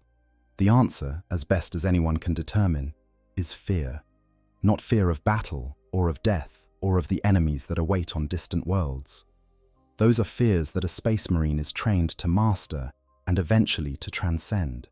No, the fear that drives a dormant dreadnought to resist stasis is something far more primal and far more difficult to overcome. It is the fear of not existing, and the fear that if the pilot surrenders to the darkness of stasis, he will not come back, that the consciousness which enters the void will not be the same consciousness that emerges from it, that each cycle of sleep and waking erases a little more of who he is, and that eventually there will be nothing left to erase. This fear is not irrational. As we have discussed, the organic brain of a dreadnought pilot does degrade over time, and each cycle of stasis does carry a small but measurable risk of additional damage. The pilot who goes to sleep as himself may very well wake up as something slightly less than himself, with gaps in his memory and emotions that he cannot recover. The fear that the next sleep might be the one that takes the last crucial piece of identity, that tips the balance from damaged but functional to empty shell with a name attached, is a fear that has a solid basis in reality. And so the pilot fights. He pushes against the stasis field, trying to claw his way back to wakefulness, not because wakefulness offers him anything good, but because it at least offers him certainty. He may be suffering. He may be deteriorating. He may be trapped in a hell of sensory deprivation and existential despair. But he is there. He exists. He knows who he is, or at least who he used to be, and that knowledge, however painful, is better than the void. This is the deepest tragedy of the dreadnought's condition. The sleep that is supposed to preserve him is also the thing he fears most, because it requires him to trust that the machine will bring him back intact. And the evidence of his own experience tells him that the machine does not always keep that promise. Now let us turn our attention to a question that scholars and lore enthusiasts have debated for as long as the Dreadnought program has existed, though it is a question that the Imperium's official records treat with the deliberate vagueness that characterizes most uncomfortable truths in the 41st millennium. That question is this: has any dreadnought ever truly chosen to die? We know that dreadnoughts can be destroyed in battle. Their armor can be breached. Their reactors can be detonated. Their sarcophagi can be cracked open by sufficiently powerful weapons or sufficiently determined enemies. These are deaths that occur in the heat of combat. Deaths that are mourned and honored by the chapter in the same way that any brother's death would be. But what about the quiet deaths? The ones that happen not on the battlefield, but in the deep halls when no one is watching. The deaths where the tech marine runs his diagnostics and finds that all systems are functioning within normal parameters, that the life support is operational, that the weapons are charged, that the armor is intact, and yet the consciousness within the sarcophagus has simply stopped. These deaths are recorded in the chapter's archives as system failures or natural cessation of biological function. The official explanation is always mechanical. The amniotic fluid lost its nutrient balance. The neural interface experienced a cascade failure. The organic tissue simply reached the end of its operational lifespan. These explanations are accepted without question because they are comfortable, because they allow the chapter to believe that its ancients did not choose to leave, but were taken by forces beyond anyone's control. But the tech marines who work most closely with the dreadnoughts sometimes have a different view. They know that the life support systems of a well-maintained dreadnought are remarkably robust, capable of sustaining biological tissue for centuries beyond any reasonable expectation. They know that the neural interface, while imperfect, does not typically fail catastrophically without warning. And they know that the organic tissue within the sarcophagus, while it does degrade over time, does not normally cease function all at once. without any preceding decline or any detectable medical cause. When these tech marines look at the diagnostic data from a dreadnought that has died in this quiet, inexplicable way, they sometimes find patterns that the official reports do not mention. A gradual reduction in neural activity over the preceding weeks or months, not the result of any detectable malfunction, but suggestive of a consciousness that is deliberately withdrawing from its connection to the machine. A decline in the frequency and intensity of the Vox speaker sounds that dormant dreadnoughts sometimes produce, as though the pilot is growing quieter, drawing inward, preparing for something.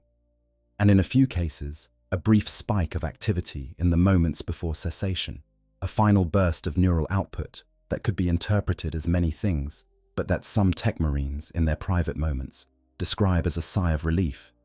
The possibility that a dreadnought can choose to die is deeply unsettling to the chapters that rely on these ancient warriors.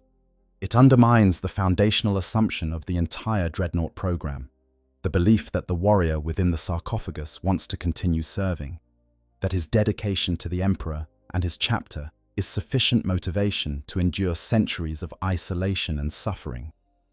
If a dreadnought can choose to let go, to simply release his grip on the existence that has become unbearable, then what does that say about the honor that the chapter claims to be bestowing on its greatest heroes? It says that the honor is not enough, that duty is not enough, that faith is not enough, yet that all of the rituals and traditions and songs of praise that the chapter offers its ancients cannot compensate for the fundamental cruelty of denying a warrior the peace of death and then expecting him to be grateful for it. Some chaplains argue that a dreadnought who chooses to die has not failed in his duty, but rather completed it. That there comes a point in every warrior's service when his task is done, when the lessons he has to teach have been taught, and the battles he was destined to fight have been fought, and at that point, the Emperor grants him the mercy of release. This interpretation is comforting, and it may even be true, but it does not answer the harder question that lurks beneath the surface. What about the ancients who choose to die not because their task is done, but because they simply cannot bear to continue? These are the warriors who have lost too many memories, who have watched too many brothers die, who have spent too many hours in the silence of the deep halls listening to the hum of their own life support systems and wondering if the consciousness doing the listening is still really them. These are the warriors for whom sleep has stopped being a mercy and started being a trap, each cycle of stasis taking something they cannot afford to lose and returning them to a world that recognizes them less and less with each awakening. For these warriors, the choice to let go is not a completion of duty. It is an escape from a prison that has no walls, no locks, no guards, and no exit except the one that biology provides. It is the ultimate refusal of sleep, not by staying awake, but by choosing the one form of rest that the Imperium cannot deny them. And it is, in its own quiet, terrible way, the most human thing a dreadnought can do. Let us speak now about the nature of time as a waking dreadnought experiences it, because this is an aspect of their existence that is difficult to convey to those of us who have never experienced anything like it. For a flesh and blood being, time flows. It moves from one moment to the next in a continuous stream, carrying us forward whether we want to go or not. We mark its passage with clocks and calendars and the rhythms of our own bodies, the beating of our hearts, the cycle of waking and sleeping, the slow accumulation of years that we measure in wrinkles and grey hairs and the faces of children who were not there yesterday. Off for a dreadnought who sleeps between battles, time does not flow. It lurches. One moment the ancient is being loaded into a drop pod, the familiar weight of anticipation pressing against whatever remains of his organic consciousness. The next moment, without any subjective experience of the interval, he is being loaded into a different drop pod, on a different ship, orbiting a different world, surrounded by Marines whose faces he does not recognize. Years or decades or centuries have passed, but for the pilot, they have not happened. They have simply been excised from his timeline, removed from his experience as cleanly as a page torn from a book. This lurching experience of time is disorienting. but it has a certain mercy to it. The periods between battles do not exist for the sleeping Dreadnought. He does not have to endure them, and he does not have to count the hours or the days or the years. He simply closes his eyes. In whatever metaphorical sense, a consciousness sealed inside a metal coffin can close its eyes, and when he opens them again, time has jumped forward and a new battle awaits. But for a Dreadnought who does not sleep, time does not lurch. It crawls. Every second is experienced. Every minute is endured. Every hour, every day, every week, every month stretches out before the pilot like a road that extends to the horizon and beyond, with nothing on either side but the same unchanging landscape of metal walls and humming machinery and the absolute suffocating silence that fills the spaces between the sounds.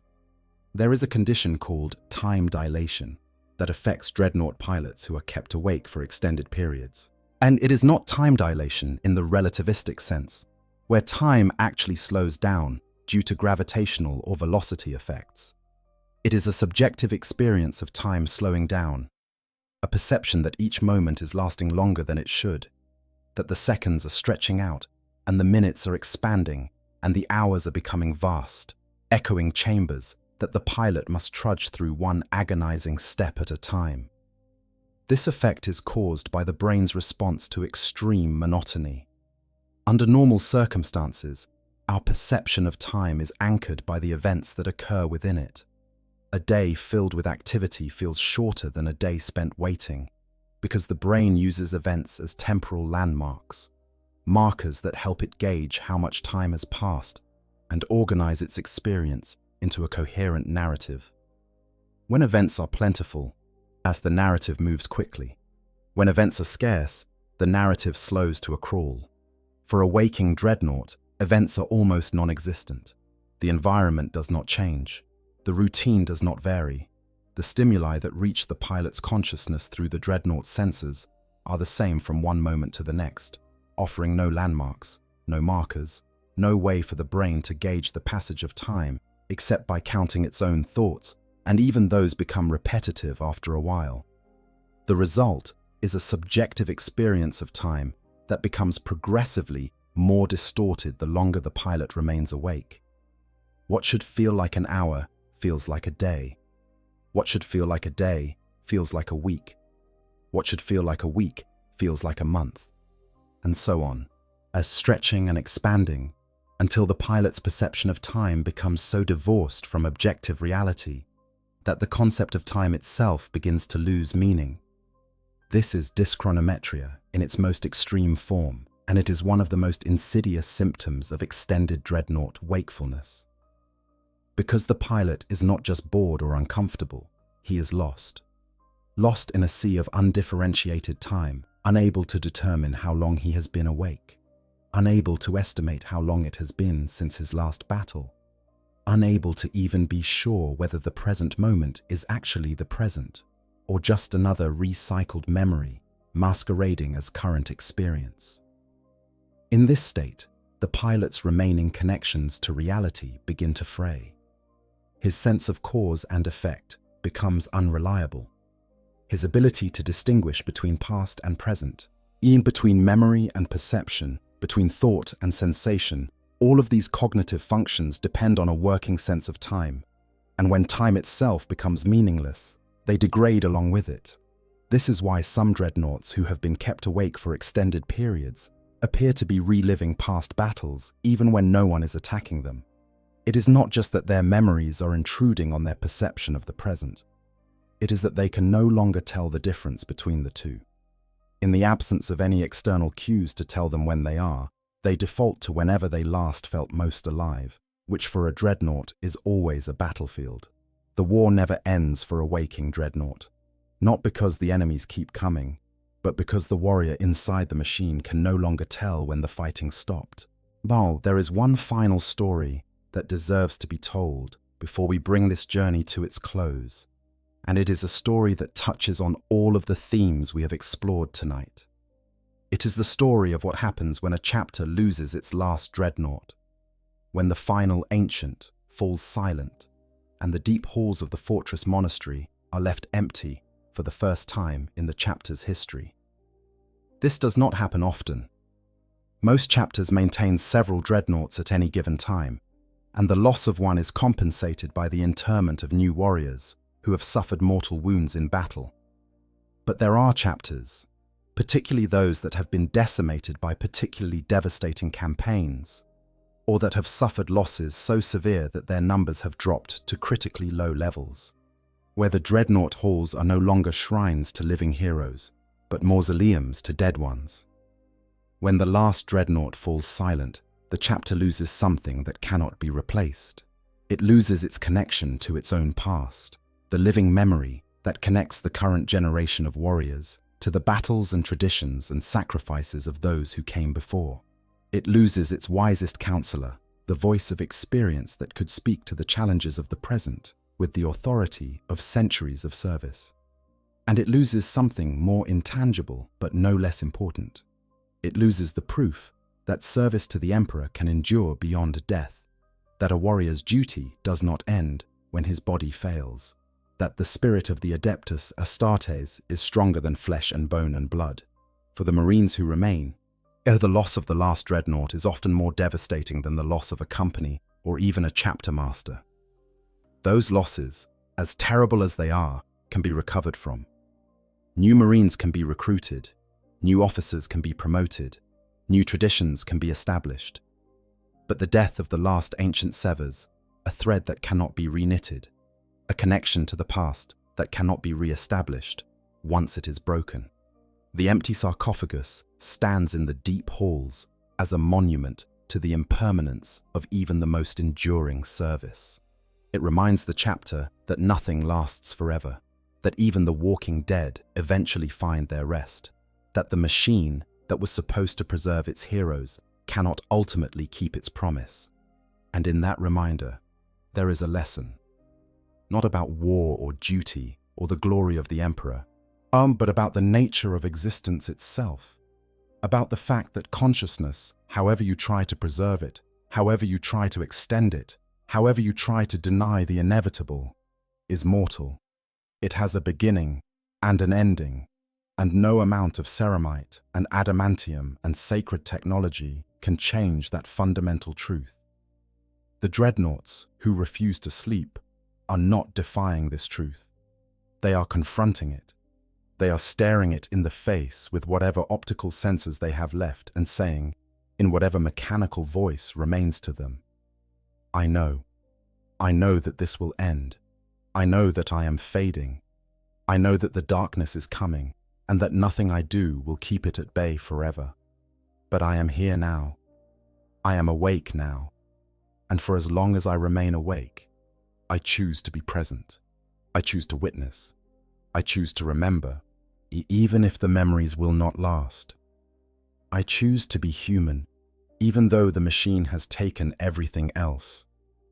That is the choice. That is the defiance. That is the stubborn, beautiful, heartbreaking insistence on being alive that burns at the center of every dreadnaught's existence, sleeping or waking, sane or mad, whole or shattered. It is not enough to save them. Nothing is enough to save them, but it is enough to matter. And in the grim darkness of the far future, where there is only war and the machine and the endless, indifferent march of time, mattering is the most that anyone can ask for. We should also speak of something that the official Imperial records almost never acknowledge, but that every tech marine and every chaplain who has worked closely with the ancients knows to be true. It is the phenomenon of dreadnought communion, or the quiet exchanges that occur between sleeping ancients in the deep halls when no living observer is present to hear them. As we touched on earlier, dormant dreadnoughts sometimes produce sounds, whispers through vox speakers, faint movements of optical sensors, barely perceptible fluctuations in power output. Taken individually, each of these anomalies can be explained away as a mechanical artifact or a stasis field irregularity. But when multiple dormant dreadnoughts are housed in the same chamber, as they typically are in the deep halls of a fortress monastery, the anomalies begin to display patterns that are much harder to dismiss. Tech marines have reported instances where the Vox emissions from one dormant dreadnought seem to trigger responses from its neighbors.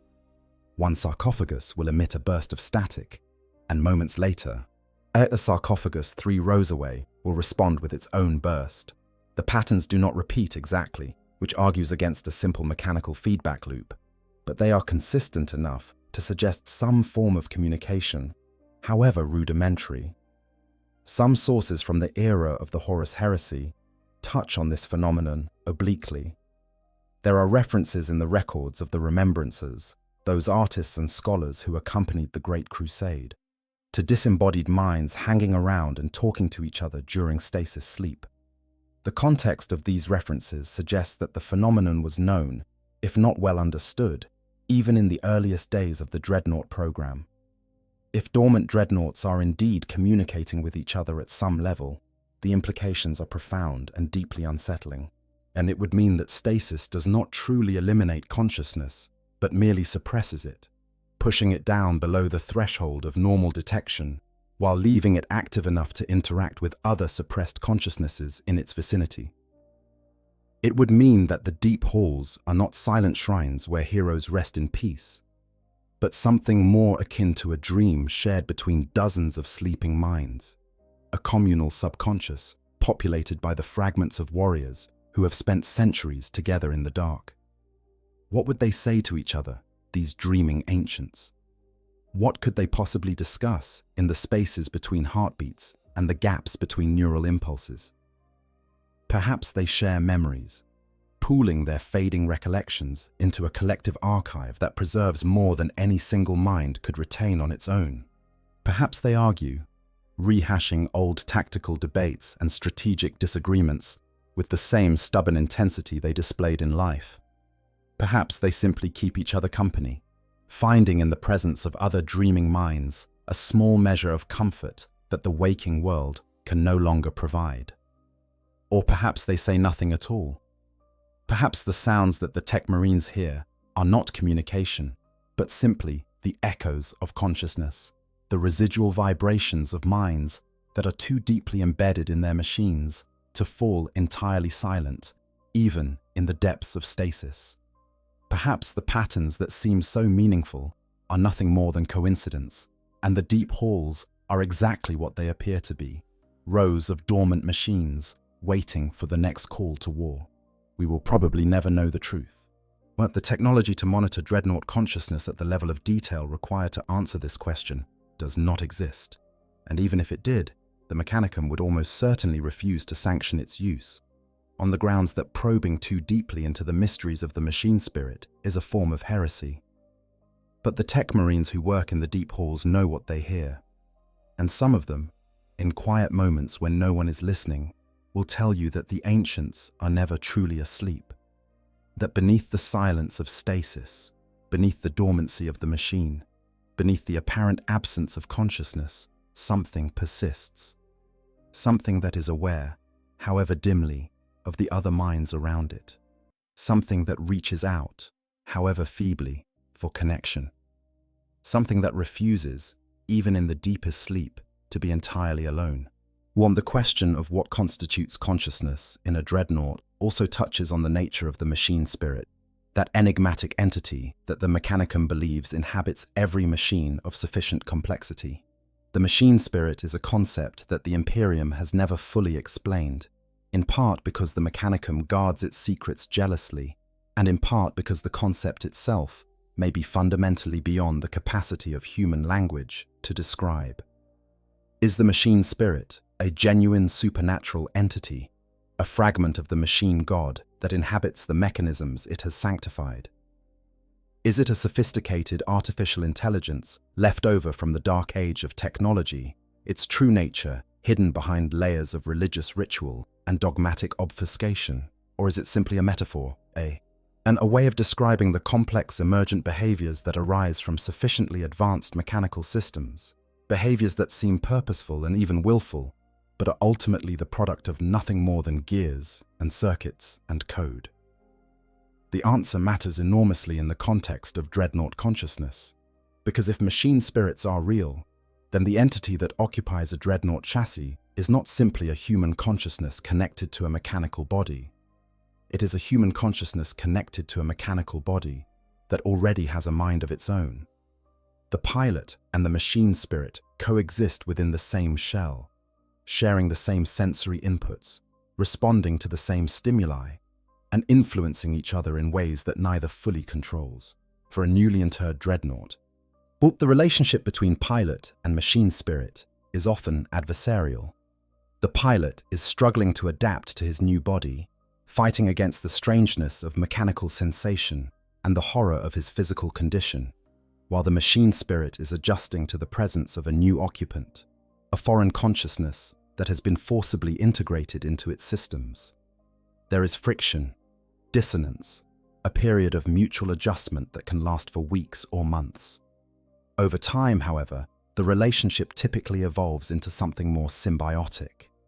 The pilot learns to work with the machine spirit rather than against it, drawing on the spirit's instinctive understanding of the Dreadnought's systems to improve his own performance. The machine spirit, in turn, adapts to the pilot's personality and preferences, subtly adjusting its responses to better match the pilot's expectations. The result is a partnership that is greater than the sum of its parts, a fusion of human intuition and mechanical precision that makes the Dreadnought a formidable warrior on the battlefield. But this partnership has a dark side, one that becomes increasingly apparent as the centuries pass and the pilot's organic consciousness begins to deteriorate. As the pilot's memories fade and his emotions flatten and his sense of identity dissolves, the machine spirit does not deteriorate along with him. It remains constant, unchanged by the passage of time, its fundamental nature unaltered by the centuries of coexistence with a human consciousness. And as the balance between the two shifts, as the organic component grows weaker and the mechanical component remains strong, the machine spirit begins to dominate. A Dreadnought whose pilot has deteriorated significantly may appear to function normally from the outside. He follows orders, engages targets, responds to communications. But the consciousness directing these actions may no longer be primarily the pilot's. It may be the machine spirit, operating the Dreadnought systems with the competence that comes from centuries of practice, while the pilot's remaining consciousness serves as little more than a passenger, dimly aware of what is happening, but no longer capable of influencing it. Is this still a Dreadnought? Is the machine that walks and fights and speaks with the voice of a long-dead hero still the warrior it claims to be? Or is it something else entirely? As a machine that has absorbed enough of its pilot's personality to convincingly impersonate him while the real pilot has faded away into nothing? This is a question that the chapters do not ask because they do not want to hear the answer. The legal and spiritual implications of acknowledging that a Dreadnought might be more machine than man are too profound and too disturbing to contemplate. If the ancients are no longer the heroes they claim to be, then the reverence the chapter offers them is misplaced. The tactical wisdom they provide is the product of a machine intelligence rather than a human mind. And the honor of interment, the very foundation of the Dreadnought program, is revealed to be not a preservation of the warrior's consciousness, but a gradual replacement of it. Better not to ask, better to maintain the fiction. Better to call the ancient by his name and treat him as the hero he once was, and never ever look too closely at the consciousness behind the optical sensors. Because if you look too closely, you might see something that is not entirely human staring back at you. And that is a truth that even the warriors of the Adeptus Astartes are not prepared to face. In the current era, as the Imperium struggles against threats both ancient and new, the role of the Dreadnought is more important than ever. The return of Primarch Roboute Guilliman and the launch of the Indomitus Crusade have brought the Imperium back from the brink of destruction. But the wars continue, the enemies multiply, and the need for experienced warriors who can turn the tide of battle has never been greater. The Primaris Space Marines, yet Guilliman's gift to the chapters he was reborn to lead, have brought new life and new capability to the Adeptus Astartes. But they are young, these new brothers. They lack the centuries of experience that the old guard accumulated through lifetimes of service. They fight with skill and determination, but they do not yet have the deep understanding of the Imperium's enemies that comes from having faced them across dozens of campaigns and hundreds of battlefields. The ancients have this understanding. The dreadnoughts who sleep in the deep halls, who carry within their degrading organic brains the accumulated wisdom of centuries of war, represent an irreplaceable resource that no amount of Primaris reinforcement can duplicate. When a chapter faces a new threat, but when the tactical situation demands insight that the current generation of officers cannot provide, when the very survival of the chapter hangs in the balance, it is the ancients who are called upon to provide guidance. But each time an ancient is awakened, the chapter must weigh the value of his counsel against the cost of his suffering. Each awakening takes something from the pilot, something that cannot be recovered. Each cycle of sleep and waking brings the ancient one step closer to the final silence that awaits at the end of his long road. The chapter must decide, every time, is this battle important enough to justify the price? Is this threat severe enough to warrant disturbing the rest of a warrior who has already given more than anyone should ever be asked to give? There are no easy answers to these questions, and the chapters that must ask them know it. They do their best, weighing the needs of the present against the obligations of the past, trying to honor their ancient service while still making use of the wisdom that service has produced. But the fundamental tension remains. The Dreadnought program is built on a contradiction. It preserves warriors in order to use them, but using them destroys what it preserves. The more the chapter relies on its ancients, the faster those ancients fade. The less it relies on them, the more of their wisdom goes unused and eventually lost. It is one of the great unsolvable problems of the Imperium, one of the many bitter trade-offs that the defenders of humanity must make in their endless war against the darkness. And it is a problem that will continue to haunt the chapters of the Adeptus Astartes for as long as the Dreadnought program endures, which is to say, for as long as there are warriors brave enough and broken enough to be sealed inside those metal coffins and called heroes for their suffering. Let us pause here and speak of something that connects all the threads we have been weaving tonight, something that applies equally to the loyalist ancients sleeping in their shrines and the chaos-corrupted monstrosities howling in their chains, to the Redemptor pilots burning out in their hyper-dense reactors, and the Leviathan pilots trapped in their endless dreams of heresy.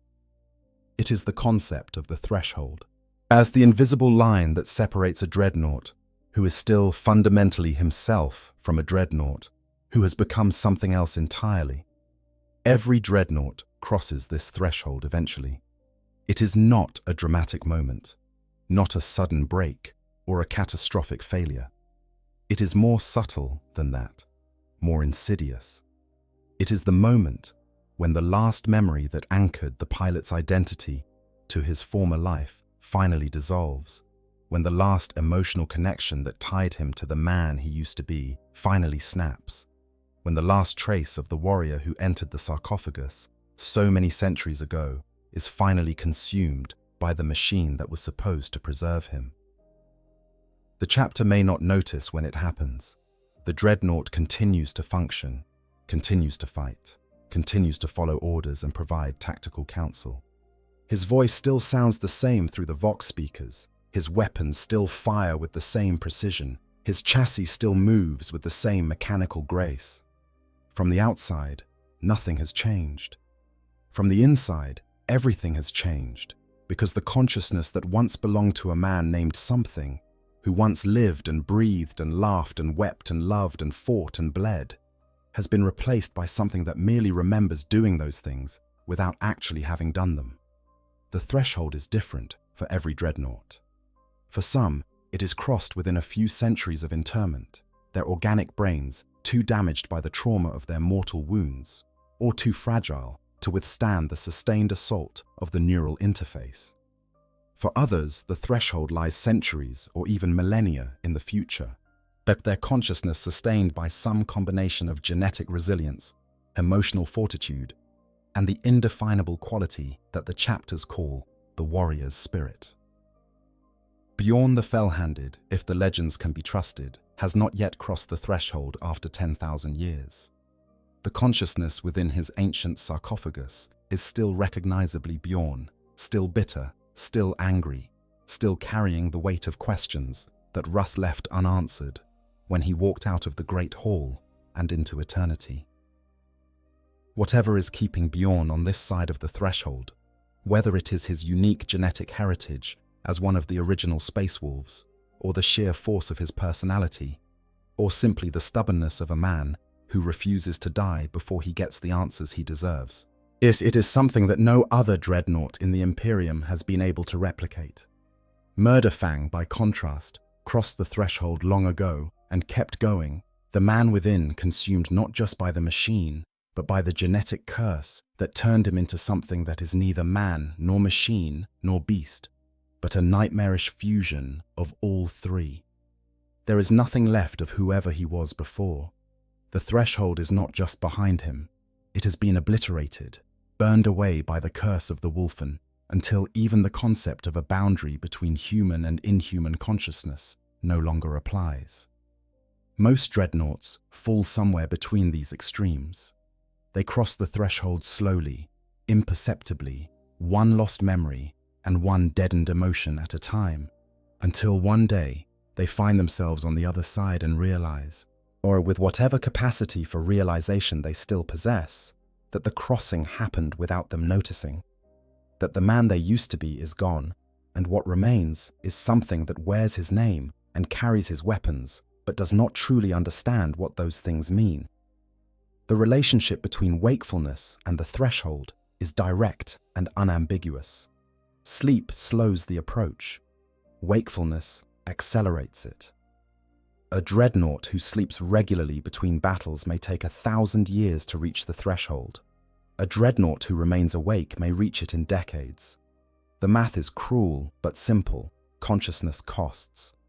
Every moment of awareness exacts a price from the organic tissue that sustains it, and the price is paid in the currency of identity. The more you spend, the less you have. The less you have, the closer you are to the line. And once you cross it, there is no coming back. This is the final argument for sleep, the one that transcends all the practical considerations of sanity preservation and mental health management. Sleep is not just a mercy. It is the only tool the chapters have to keep their ancients on this side of the threshold, to preserve whatever remains of the men they used to be for as long as possible. Every hour of stasis is an hour that the pilot's identity is protected from the relentless erosion of consciousness. Every cycle of dormancy is a reprieve, however temporary, from the march toward the line beyond which the man becomes the machine. And every Dreadnought who refuses to sleep is choosing, knowingly or unknowingly, to accelerate that march, to spend the currency of his identity faster than he needs to, now to burn through whatever is left of the man he used to be, in exchange for the experience of being awake in a universe that has very little left to offer him. It is, in its way, the bravest and most foolish thing a Dreadnought can do. Brave, because it requires the pilot to confront the reality of his condition without the buffer of unconsciousness, to face the horror of what he has become with open eyes and a clear mind. Foolish, because it hastens the very destruction he is trying to resist, spending the life he is trying to live in the act of living it. But bravery and foolishness have always been close companions, especially in the Imperium of man. And the warriors who are interred within Dreadnoughts were never the kind of men who chose the safe path over the honest one. There is something else we should address. Something that connects the Dreadnought's experience to broader questions about the nature of the Imperium itself and the way it treats the warriors who fight and die in its name. The Imperium is not kind to its servants. This is not a controversial statement. It is a fundamental characteristic of the setting, the defining feature of the grimdark universe that Warhammer 40,000 depicts. The Imperium chews up human lives by the billion, feeding them into the furnace of its endless wars without regard for their individual worth or their personal suffering.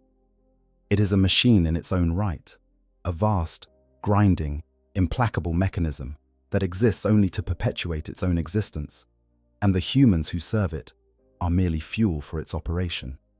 The Dreadnought program is a microcosm of this larger reality. It takes the Imperium's bravest and most dedicated warriors, the ones who have given everything they have in service to the Emperor, and instead of granting them the rest they have earned, It locks them inside metal coffins and forces them to keep fighting. It calls this process an honor. It decorates the coffins with scrollwork and devotional imagery. It speaks of the ancient sacrifice in reverent tones and holds ceremonies to celebrate his continued service. But underneath the ceremony and the reverence, the reality is stark. The Imperium cannot afford to let its best warriors die, so it has devised a way to keep them alive and fighting beyond the natural limits of their biology, regardless of the cost to the warriors themselves. This is not evil exactly. The Imperium does not enter warriors in dreadnoughts out of malice or cruelty. It does so out of desperation, out of the cold calculus of a civilization that is perpetually on the brink of extinction and that cannot afford to waste any resource, not even the consciousness of a dying warrior, when there are battles still to be fought and enemies still to be vanquished. The men and women who make the decision to enter a warrior in a dreadnought do so because they genuinely believe it is the best option available, the choice that maximizes the chapter's combat effectiveness while minimizing the waste of irreplaceable expertise. But the fact that the motivation is pragmatic rather than malicious does not make the outcome less horrifying. The warrior within the sarcophagus is still suffering. He is still losing himself, piece by piece, to the machine that was supposed to save him. He is still trapped in an existence that offers him nothing but violence and silence and the slow, relentless erosion of everything that once made him a person. And the warriors who pass by his sarcophagus on their way to training, who offer a quick prayer to the ancient as they head out on deployment, who speak his name with reverence during the chapter's feast days, are complicit in his suffering whether they know it or not. They benefit from his sacrifice. They draw strength from his legend. They use his tactical wisdom to win battles that they might otherwise lose. And in exchange, they offer him nothing but the promise that his suffering serves a purpose, that the pain he endures is justified by the victories it helps to achieve. It is the same bargain that the Imperium offers all of its servants, from the lowliest conscript in the Astra Militarum to the mightiest chapter master of the Adeptus Astartes. Your suffering matters. Your sacrifice is not in vain. The Emperor requires your service, and in return, the Emperor offers you the knowledge that your pain has meaning, that your death or your living death serves the greater good of humanity's survival. Whether that bargain is fair is a question that the Imperium does not encourage its servants to ask. But the dreadnoughts who refuse to sleep are asking it in their own way. By choosing to remain awake, by confronting the reality of their condition without the mercy of unconsciousness, they are forcing the question into the open. Is this worth it? Is the honor I was promised worth the price I am paying? Is the service I provide worth the suffering it requires? The answer, from the Imperium's perspective, is always yes. The Imperium cannot afford any other answer. But the dreadnoughts who ask the question, who stay awake long enough to truly understand what has been done to them and what continues to be done to them with every passing hour, might disagree. And their disagreement, however silent, however futile, however buried beneath layers of mechanical routine and institutional indifference, is one of the most powerful acts of defiance in the entire Warhammer 40,000 universe. Because it is a defiance born not of rage or ambition or ideological conviction, but of something far simpler and far more profound. It is born of the refusal to stop caring, the refusal to stop feeling, the refusal to let the machine have the last word. That is what it means when a dreadnought refuses to sleep. It means that somewhere inside that metal coffin, beneath the layers of ceramite and adamantium, beyond the reach of the neural interface and the machine spirit and the stasis field, there is still a spark that knows it is dying, a spark that knows it cannot win, a spark that knows that everything it is and everything it was is being slowly, inevitably, consumed by the machine it inhabits.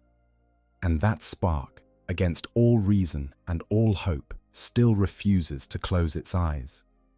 The Imperium, for all its reverence of tradition and its resistance to innovation, has not been entirely static in its approach to dreadnought technology. In the era of the Indomitus Crusade, when the Primarch Robert Guilliman returned to lead the Imperium, and brought with him the scientific genius of Archmagos Dominus Belisarius Call. As a new generation of dreadnoughts was introduced, that represented both the greatest advancement and the most troubling compromise in the history of the program. The Redemptor Dreadnought is bigger than its predecessors. Taller, broader, more heavily armed, and more mobile, it was designed from the ground up to serve alongside the new Primaris Space Marines, who formed the backbone of Guilliman's resurgent military forces. Its power comes from hyperdense plasma reactors that generate far more energy than the standard power systems used by older dreadnought patterns, and its neural interface is so sophisticated that the pilot can exercise control with surprising dexterity and speed despite being entombed within the machine. But this power comes at a cost, and it is a cost that the Mechanicum tech priests who designed the Redemptor were apparently willing to accept without much concern for the warriors who would bear it. The problem with the Redemptor is that its systems are too powerful for the organic components they are connected to. The intensity of the neural interface, the strain of channeling the reactor's output through a biological brain, the sheer volume of sensory data that the pilot must process in order to operate the dreadnought effectively. All of these factors place a level of stress on the pilot that the older dreadnought patterns never approached. And unlike the gradual mental decline that affects pilots of traditional dreadnoughts over centuries, the Redemptor's toll is immediate and physical. The surging energies of the Redemptor literally burn through the pilot. And over time, the biological components within the sarcophagus degrade at an accelerated rate, not because of mental stress or sensory deprivation, but because the machine itself is consuming them. The neural tissue becomes inflamed and then necrotic. The remaining organs begin to fail. The pilot's consciousness dims, not because he is losing his mind, but because his brain is physically being destroyed by the forces it was connected to. Many Redemptors that have fought for sustained periods have already had their sarcophagi replaced. The original pilots burned out by the intensity of the machine's destructive capability. In some cases, the Redemptor's energies have leached the occupant's life force so completely that all that remains is a sack of blackened organs, barely recognizable as having once been part of a living being. So the tech priests who first built the Redemptor pattern spared little thought for the health of the pilot. To them, the warrior within the sarcophagus was just another component, a biological processing unit that could be interred, used, burned out, and replaced as needed. This attitude represents a fundamental departure from the way that loyalist chapters have traditionally treated their dreadnoughts, and it has caused significant tension between the more traditional chapters and the Mechanicum. For the Space Marines, a dreadnought is a brother. He may be sealed in a metal shell. He may be asleep for most of his existence. He may be slowly losing his mind to the ravages of time and neural degradation. But he is still a brother. He has a name, a history, a legacy that the chapter is honor-bound to preserve. Like the idea of treating him as a disposable component, as a battery to be used and discarded when its charge runs out, is repugnant to everything that the Adeptus Astartes stands for. But the Mechanicum does not share this sentiment. To the tech priests, the machine is sacred. The organic components are merely the interface through which the machine spirit communicates with the material world. If that interface burns out, it can be replaced. The machine endures. And in the grim calculus of the 41st millennium, where threats multiply faster than the Imperium can produce soldiers to meet them, the ability to field more powerful dreadnoughts, even at the cost of their pilots' lives, is a trade-off that the Mechanicum is willing to make. Yet this is the context in which the Redemptor pattern exists, as a machine that does not give its pilot the option of refusing to sleep because the pilot will not survive long enough for sleep to become an issue. Where a traditional dreadnought might endure for centuries or millennia, slowly fading through cycles of sleep and waking, a Redemptor burns through its occupant in a fraction of that time. The question of whether the pilot wants to stay awake or sleep becomes moot when the machine itself is killing him regardless. The Leviathan pattern siege dreadnought presents a similar problem from a different angle. Developed in the highest secrecy, Not on Mars, but on Terra itself. The Leviathan was designed during the era of the Great Crusade as an alternative development of the Contemptor pattern. It was a weapon of pure devastation, intended for breaking fortifications and annihilating heavy armor, and it possessed an oversized atomantic reactor that allowed it to carry weapons more powerful than any other class of dreadnought. But the Leviathan's power came at a terrible cost to its pilots. The little understood mechanisms unique to the Leviathan placed a lethal level of strain on the minds of its occupants, driving them to the edge of madness in ways that were distinct from the gradual decline experienced by pilots of other patterns. The pilots of Leviathans did not simply lose their memories or their sense of identity over time.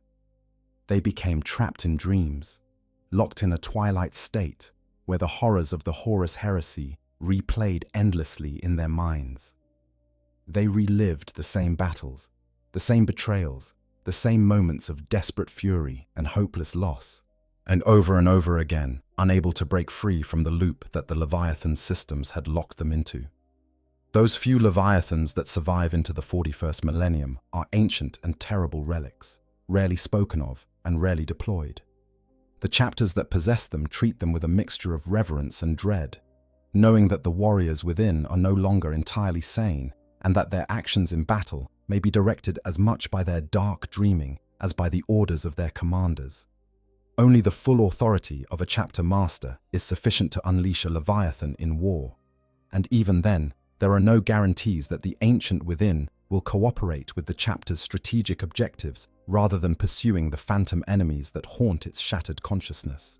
These newer and rarer patterns of Dreadnought represent a different kind of refusal to sleep. It is not the pilot who refuses, but the machine itself, burning through the organic components that sustain consciousness at a rate that makes stasis irrelevant. The warrior within does not get the chance to refuse sleep because the machine will not allow him to survive long enough to need it. In a way, this is the most horrifying outcome of all.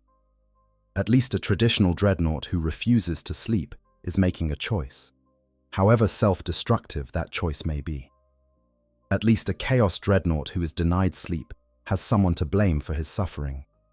But a pilot in a Redemptor or a Leviathan is simply being consumed by the machine he was promised would save him, and there is nothing he or anyone else can do to stop it.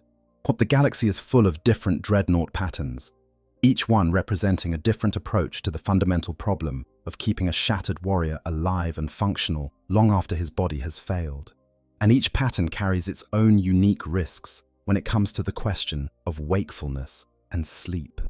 The Contemptor pattern, Dreadnought, is among the most ancient designs still in use. Dating back to the era before the Horus heresy, the Contemptor is larger, more powerful, and more sophisticated than the standard Castroferrum pattern that most chapters rely on. Its advanced atomantic reactor and superior servo systems give it capabilities that modern technology cannot replicate, making every surviving Contemptor a priceless relic that its chapter guards with jealous devotion. But the Contemptor's advanced systems come with advanced problems. The neural interface used by the Contemptor is more immersive than that of a standard dreadnought, creating a deeper and more intimate connection between the pilot's consciousness and the machine. This means that the pilot experiences the dreadnought's sensory input with greater fidelity and clarity, which is an advantage in combat, but a disadvantage in every other situation. For a Contemptor pilot, the periods between battles are not simply boring or uncomfortable. They are actively painful, because the enhanced neural interface amplifies every aspect of the dreadnought experience, including the silence, the isolation, and the sensory deprivation. A standard dreadnought pilot might describe the experience of extended wakefulness as numbing or disorienting, whereas a Contemptor pilot would be more likely to describe it as agonizing, a constant grinding awareness of everything he has lost and everything he will never experience again, rendered in high-definition clarity by a neural interface that was designed for a different purpose entirely. This is one of the reasons why Contemptors are so rarely deployed. It is not just that the chapters want to preserve these irreplaceable machines from damage. It is also that the tech marines responsible for their maintenance know how much suffering the pilots endure during their waking hours, and they are reluctant to add to that suffering by waking them for anything less than a crisis of the First Order. The librarian Dreadnought represents yet another variation on the theme. Certain chapters, most notably the Blood Angels, have developed the technology to interpsychers within Dreadnought chassis, allowing them to continue using their psychic abilities even after their bodies have been destroyed. This is an incredibly rare and dangerous capability, as the process of maintaining a psychic connection through the neural interface of a Dreadnought is fraught with risks that would make most tech marines break out in a cold sweat. A librarian Dreadnought who refuses or is unable to sleep faces all of the standard problems of extended wakefulness, plus an additional layer of psychic torment. The warp does not stop pressing against the pilot's mind just because that mind has been sealed inside a metal shell. If anything, the isolation and sensory deprivation that characterize Dreadnought existence make the pilot more vulnerable to psychic intrusion, not less. Because his mind has fewer external stimuli to anchor it to reality and more empty space for the whispers of the warp to fill. There are accounts of librarian Dreadnoughts who have been kept awake for extended periods experiencing visions so vivid and so persistent that they lose the ability to distinguish between psychic phenomena and reality. They see demons in the corridors of the fortress monastery. They hear the voices of dead battle brothers calling to them from the warp. They feel the presence of entities that should not exist pressing against the boundaries of their consciousness, testing their defenses, looking for weaknesses. If the librarian's will is strong enough, he can resist these intrusions and maintain his sanity. If it is not, the consequences can be catastrophic. A librarian Dreadnought that succumbs to psychic corruption is not just a mad war machine.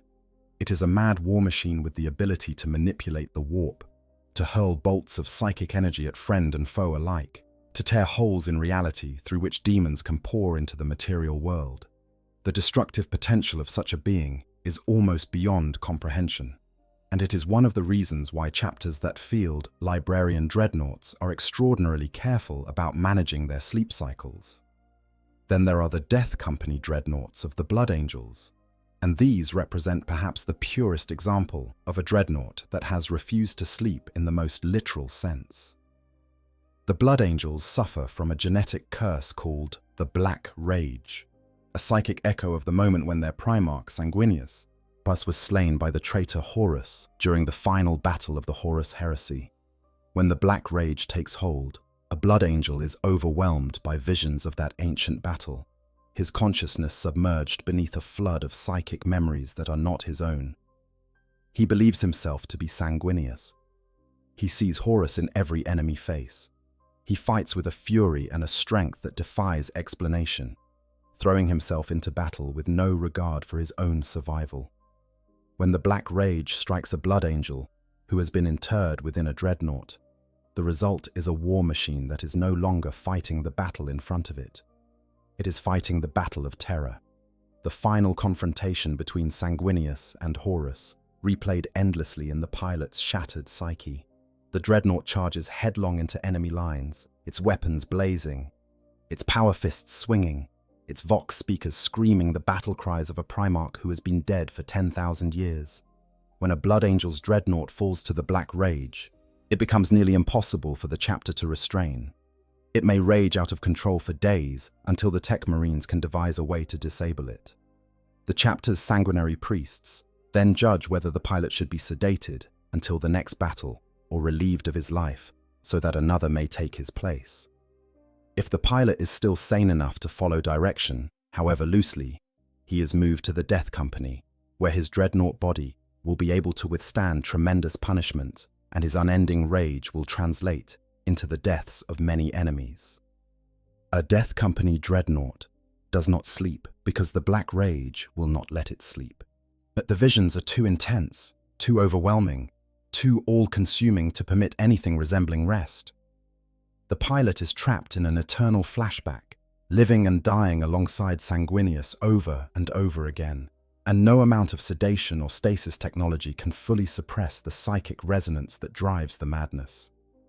These dreadnoughts are, in a very real sense, haunted, not by external ghosts, but by the genetic memory of a moment so traumatic that it imprinted itself on the Blood Angel's gene seed and has been repeating ever since.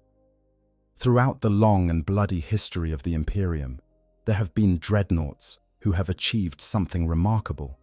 They have maintained their sanity, or at least a functional approximation of it, across centuries and in some cases millennia of service. Their stories are told in hushed tones in the halls of their chapters, held up as examples of what is possible when will and duty combine to resist the darkness that threatens to consume every warrior sealed within a metal coffin. We have already discussed Bjorn the Fell-Handed at length, but he is far from the only example. Consider the case of Zobchak, a dreadnought of the Death Watch, formerly of the Imperial Fists. Zobchak is described in the records of the Watch fortresses, where he has served as extremely gruff and bitter, a warrior with a tendency to relate everything to his past experiences, and who can find even the most tenuous connections between current events and battles fought long ago. He is, by any standard, a difficult companion. He rambles endlessly about past campaigns, thus launches into detailed accounts of long-dead battle brothers at the slightest provocation, and reacts to minor inconveniences with surprising and often inappropriate anger or violence. He can escalate any situation and excels at making mountains out of molehills. In short, he is exactly the kind of person that nobody wants to be stuck in a room with for any length of time. But he is also unwavering in his loyalty, terrifying in his prowess in battle, and possessed of an incredible breadth of experience that makes him invaluable to the kill teams he accompanies. And most importantly, he is still sane. He is still capable of recognizing friend from foe, of following orders, of making tactical decisions based on current conditions, rather than phantom memories of past conflicts. In the world of dreadnought pilots, where the bar for acceptable mental health is set extremely low, Zobchak represents a success story. What makes warriors like Zobchak capable of maintaining their sanity where others fail? The answer seems to lie not in any specific technology or genetic advantage, but in something far more fundamental: purpose. The dreadnoughts who maintain their sanity the longest are, almost without exception, those who have something beyond combat to live for. Bjorn has his anger and his unanswered questions about Russ. Zobchak has his encyclopedic knowledge of Xenos warfare and his self-appointed role as the resident expert on everything that has ever gone wrong in the history of the Death Watch.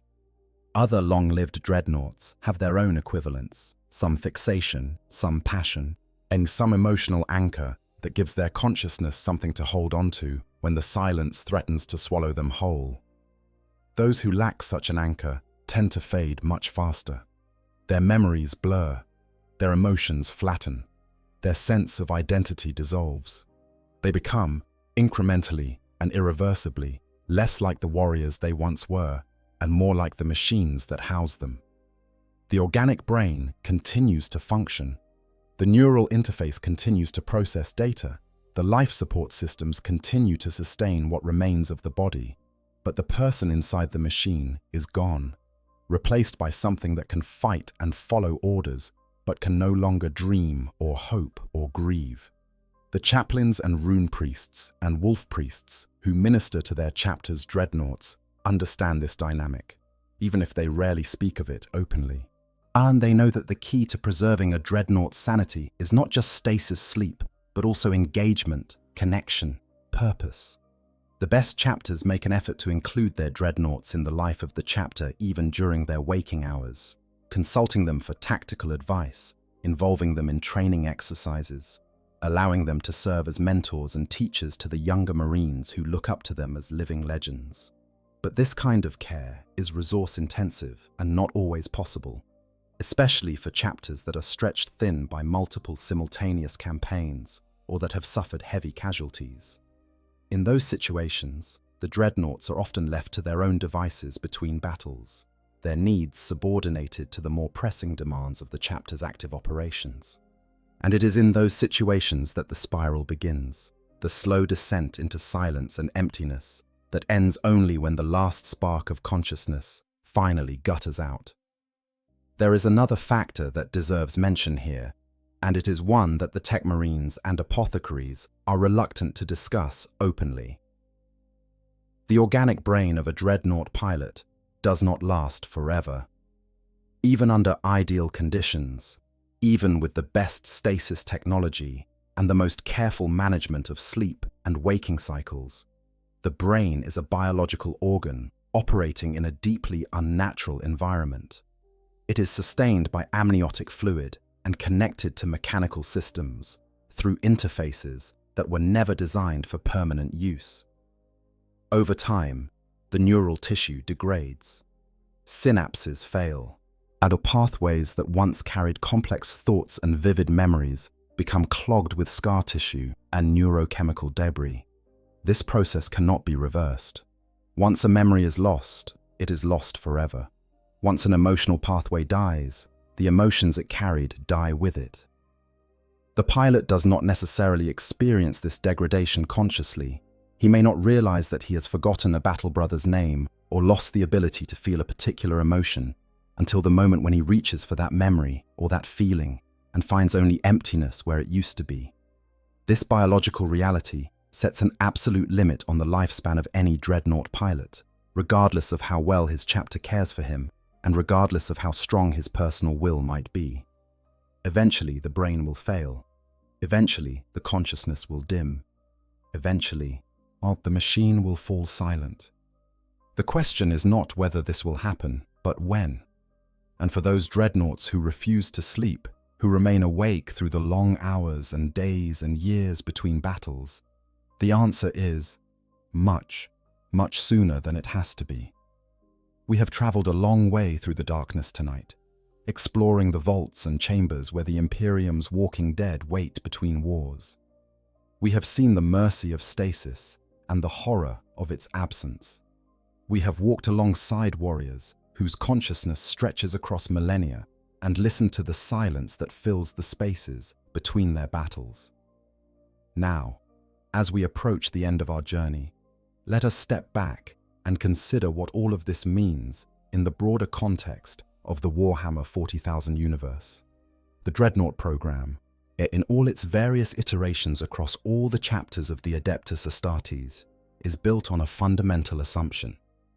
That assumption is that a warrior's consciousness can be preserved indefinitely within a mechanical shell, and that this preservation constitutes a meaningful continuation of the warrior's life and service. It is an assumption that the chapters dress up in the language of honor and duty, calling interment the highest form of service and the greatest honor a warrior can receive. But as we have seen, the reality behind this assumption is far more complicated and far more troubling than the official narrative suggests. The truth is that interment within a Dreadnought does not preserve a warrior's consciousness. It delays its destruction. The warrior who enters the sarcophagus is not the same warrior who emerges from it a century later, and the warrior who emerges a century later is not the same one who will emerge a millennium after that. Each awakening takes something away, and the something it takes is not replaceable. Memories, emotions, connections, identity, all of these things erode over time, worn away by the combined effects of stasis sleep, neural degradation, and the fundamental alienation of existing as a consciousness trapped inside a machine. The Dreadnoughts who endure the longest are those who find something to hold on to, some emotional anchor that gives their consciousness a reason to maintain its coherence. Bjorn has his anger. Murderfang, before the beast consumed him entirely, presumably had something similar. There's some spark of identity that held out against the curse for as long as it could. The ancients who serve as mentors and advisors within their chapters have their sense of purpose, their roles as teachers and guardians of the chapter's traditions. But even the strongest anchor cannot hold forever. The tide is relentless, and the shore is being washed away one grain at a time. Eventually, even the most determined consciousness must let go. And here is where the question of refusing to sleep becomes not just a mechanical or psychological issue, but a philosophical one. Because when a dreadnought refuses to sleep, what is he really refusing? Is he refusing the mercy of unconsciousness, choosing to endure the agony of waking existence because he believes that being awake, however painful, is better than the alternative? Or is he refusing to accept the terms of his imprisonment, insisting on experiencing every moment of his existence because to do otherwise would be to surrender the last shred of autonomy he possesses? Or is he simply unable to sleep, his consciousness so damaged by trauma or corruption, or the sheer accumulated weight of centuries, that the mechanisms of stasis can no longer reach it? The answer, as with so many things in the Warhammer 40,000 universe, depends on the individual. Some dreadnoughts refuse sleep as an act of defiance, a declaration that they will not go quietly into the darkness.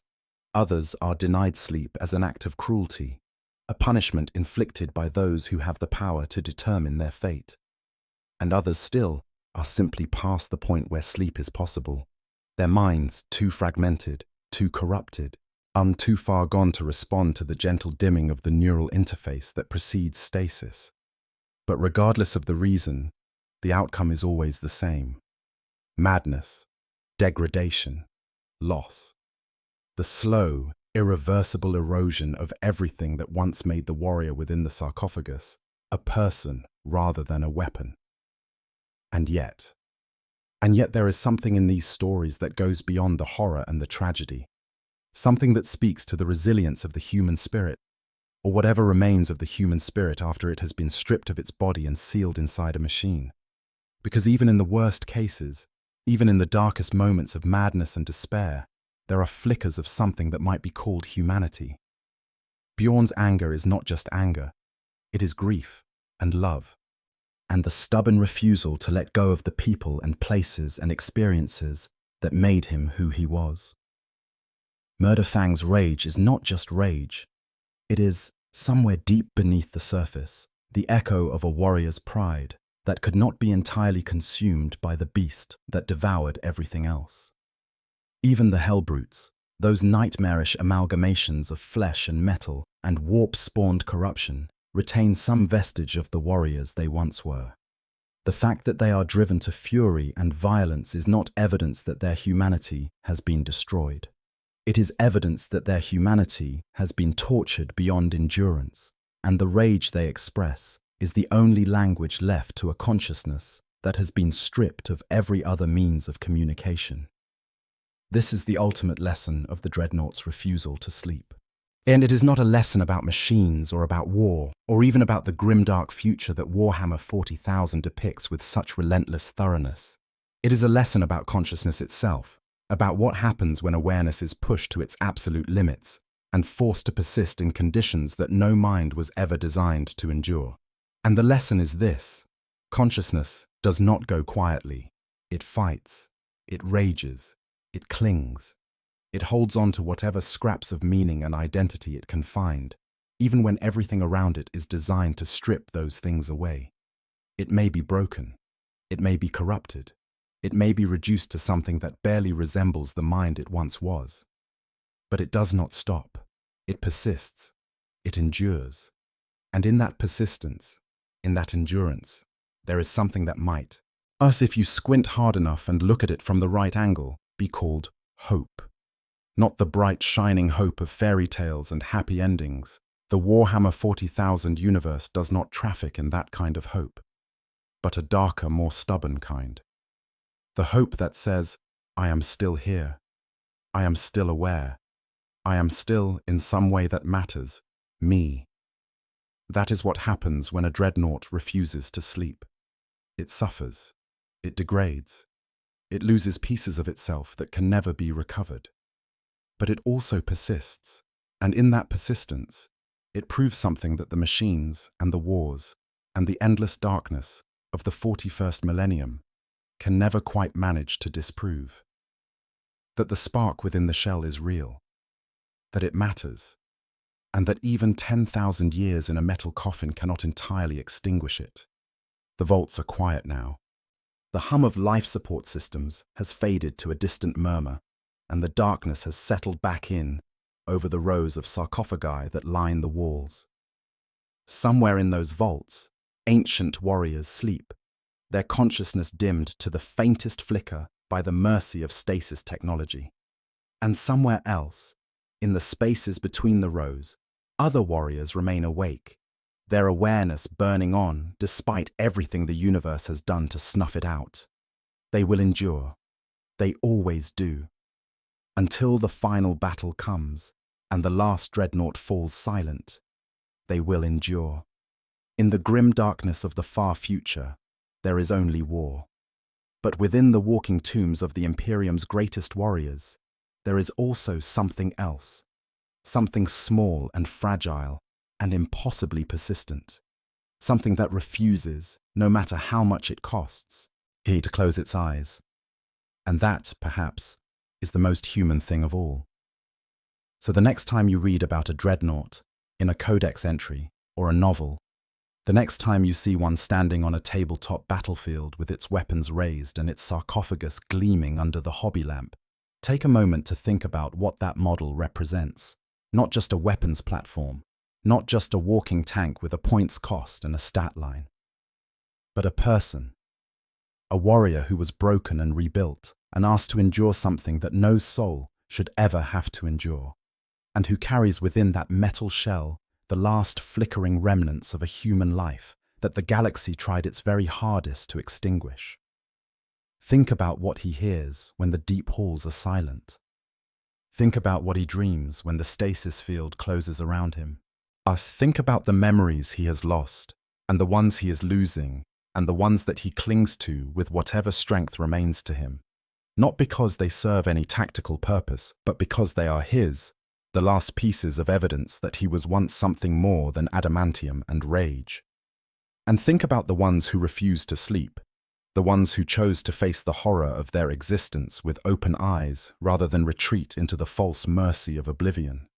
The ones who burn through their remaining consciousness in weeks or months, rather than hoard it across millennia, because they decided that a short, painful, fully experienced existence was worth more than a long, numb, half-alive one. They were not wise, they were not careful, they were not efficient, but they were human, in the deepest and most meaningful sense of the word. And in the grim darkness of the far future, that is the rarest and most precious thing of all. Thank you for listening, everyone.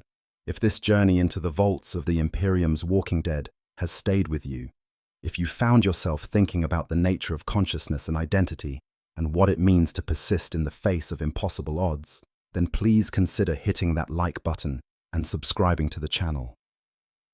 Every subscription helps us continue to bring you these deep explorations of the Warhammer 40,000 universe, and your support means more than you know. Until next time, stay safe, stay comfortable, and remember, even in the darkest of futures, the spark endures. Good night. I hope you guys enjoyed the story. Make sure to hit the subscribe, like, share button, whatever you want. Give me some feedback if there's any. And yeah, sleep well.